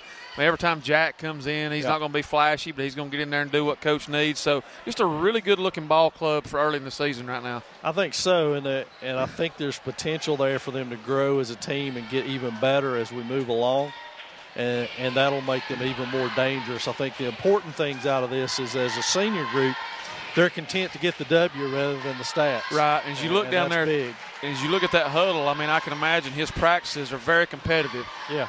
He's got a good group to go against that first group, and that's always going to make your team better. Absolutely it is. And that's not to say that any of those seniors are selfish by any stretch of the imagination. Right. Sometimes that's the trap that teams fall into. Yeah. Is my senior year, I want to lead scoring, or I want to do this, or I want to do that. That doesn't seem to be the case for this Maroon Devil team tonight. Some of their better players like Bradley Vestal, he didn't score a whole lot, and that's okay. The W takes precedence. So now the Maroon Devils are going to try to run the clock here. We're a minute, almost down to a minute and counting. They've emptied their bench. We still have Southards and Bradley in the game, Zeke Bradley for the Maroon Devils. Timeout. Swain, and that's going to be empty the bench time for Scotty McMahon. We'll try to identify these players as they come in. Colby Taylor in the lineup. He's already been in tonight. Aiden Pond as well has been in the lineup. Looks like Brandon Salinas is going to get in the lineup. Connor Hyatt to round things out with Jack Stuckey. So everybody's seeing the court tonight for the Maroon Devils. Who appear set to walk away with a big win. I feel like this early in the season to get that win over a good Highlands squad. We can't emphasize that enough. When we go to Highlands later in the year, it's going to be a rough battle. Yeah, it will. There's a lot of hype coming in, too. Highlands had already beaten Hayesville and Rosman. So, that's you don't always like to compare, but that's a good look for us so far. Yep. Well, we set the ball down on the side that we didn't think the ball was going to be inbounded on. Hey, we got it in anyway. Connor turns the corner, goes all the way to the hole, and lays it in. Down. That's the way to come off the bench, firing. Absolutely. 72-55. We're 50 seconds and counting now. The Highlanders with their reserves in as well. So this one all but decided in favor of the Maroon Devils. Salinas with a steal, and he's going to back it back out. Finds Stuckey, overthrows him. Kerry Powell on the spot. Juggled it, though. Come on, Kerry. She almost come away with that one. The Highlands ball, 36.7 seconds left. We hope you've got your bread and milk ready. Expect the snow to start falling sometime after midnight or between 6 and 9, after 2 tomorrow. Yeah. Anywhere 6 o'clock, 9 o'clock, anywhere in that range. Anywhere from a trace to 17 inches. Absolutely. I wish I could do my job with the precision of a weather person. Wouldn't that be cool? Yeah, absolutely. So we're down to the final 10 seconds.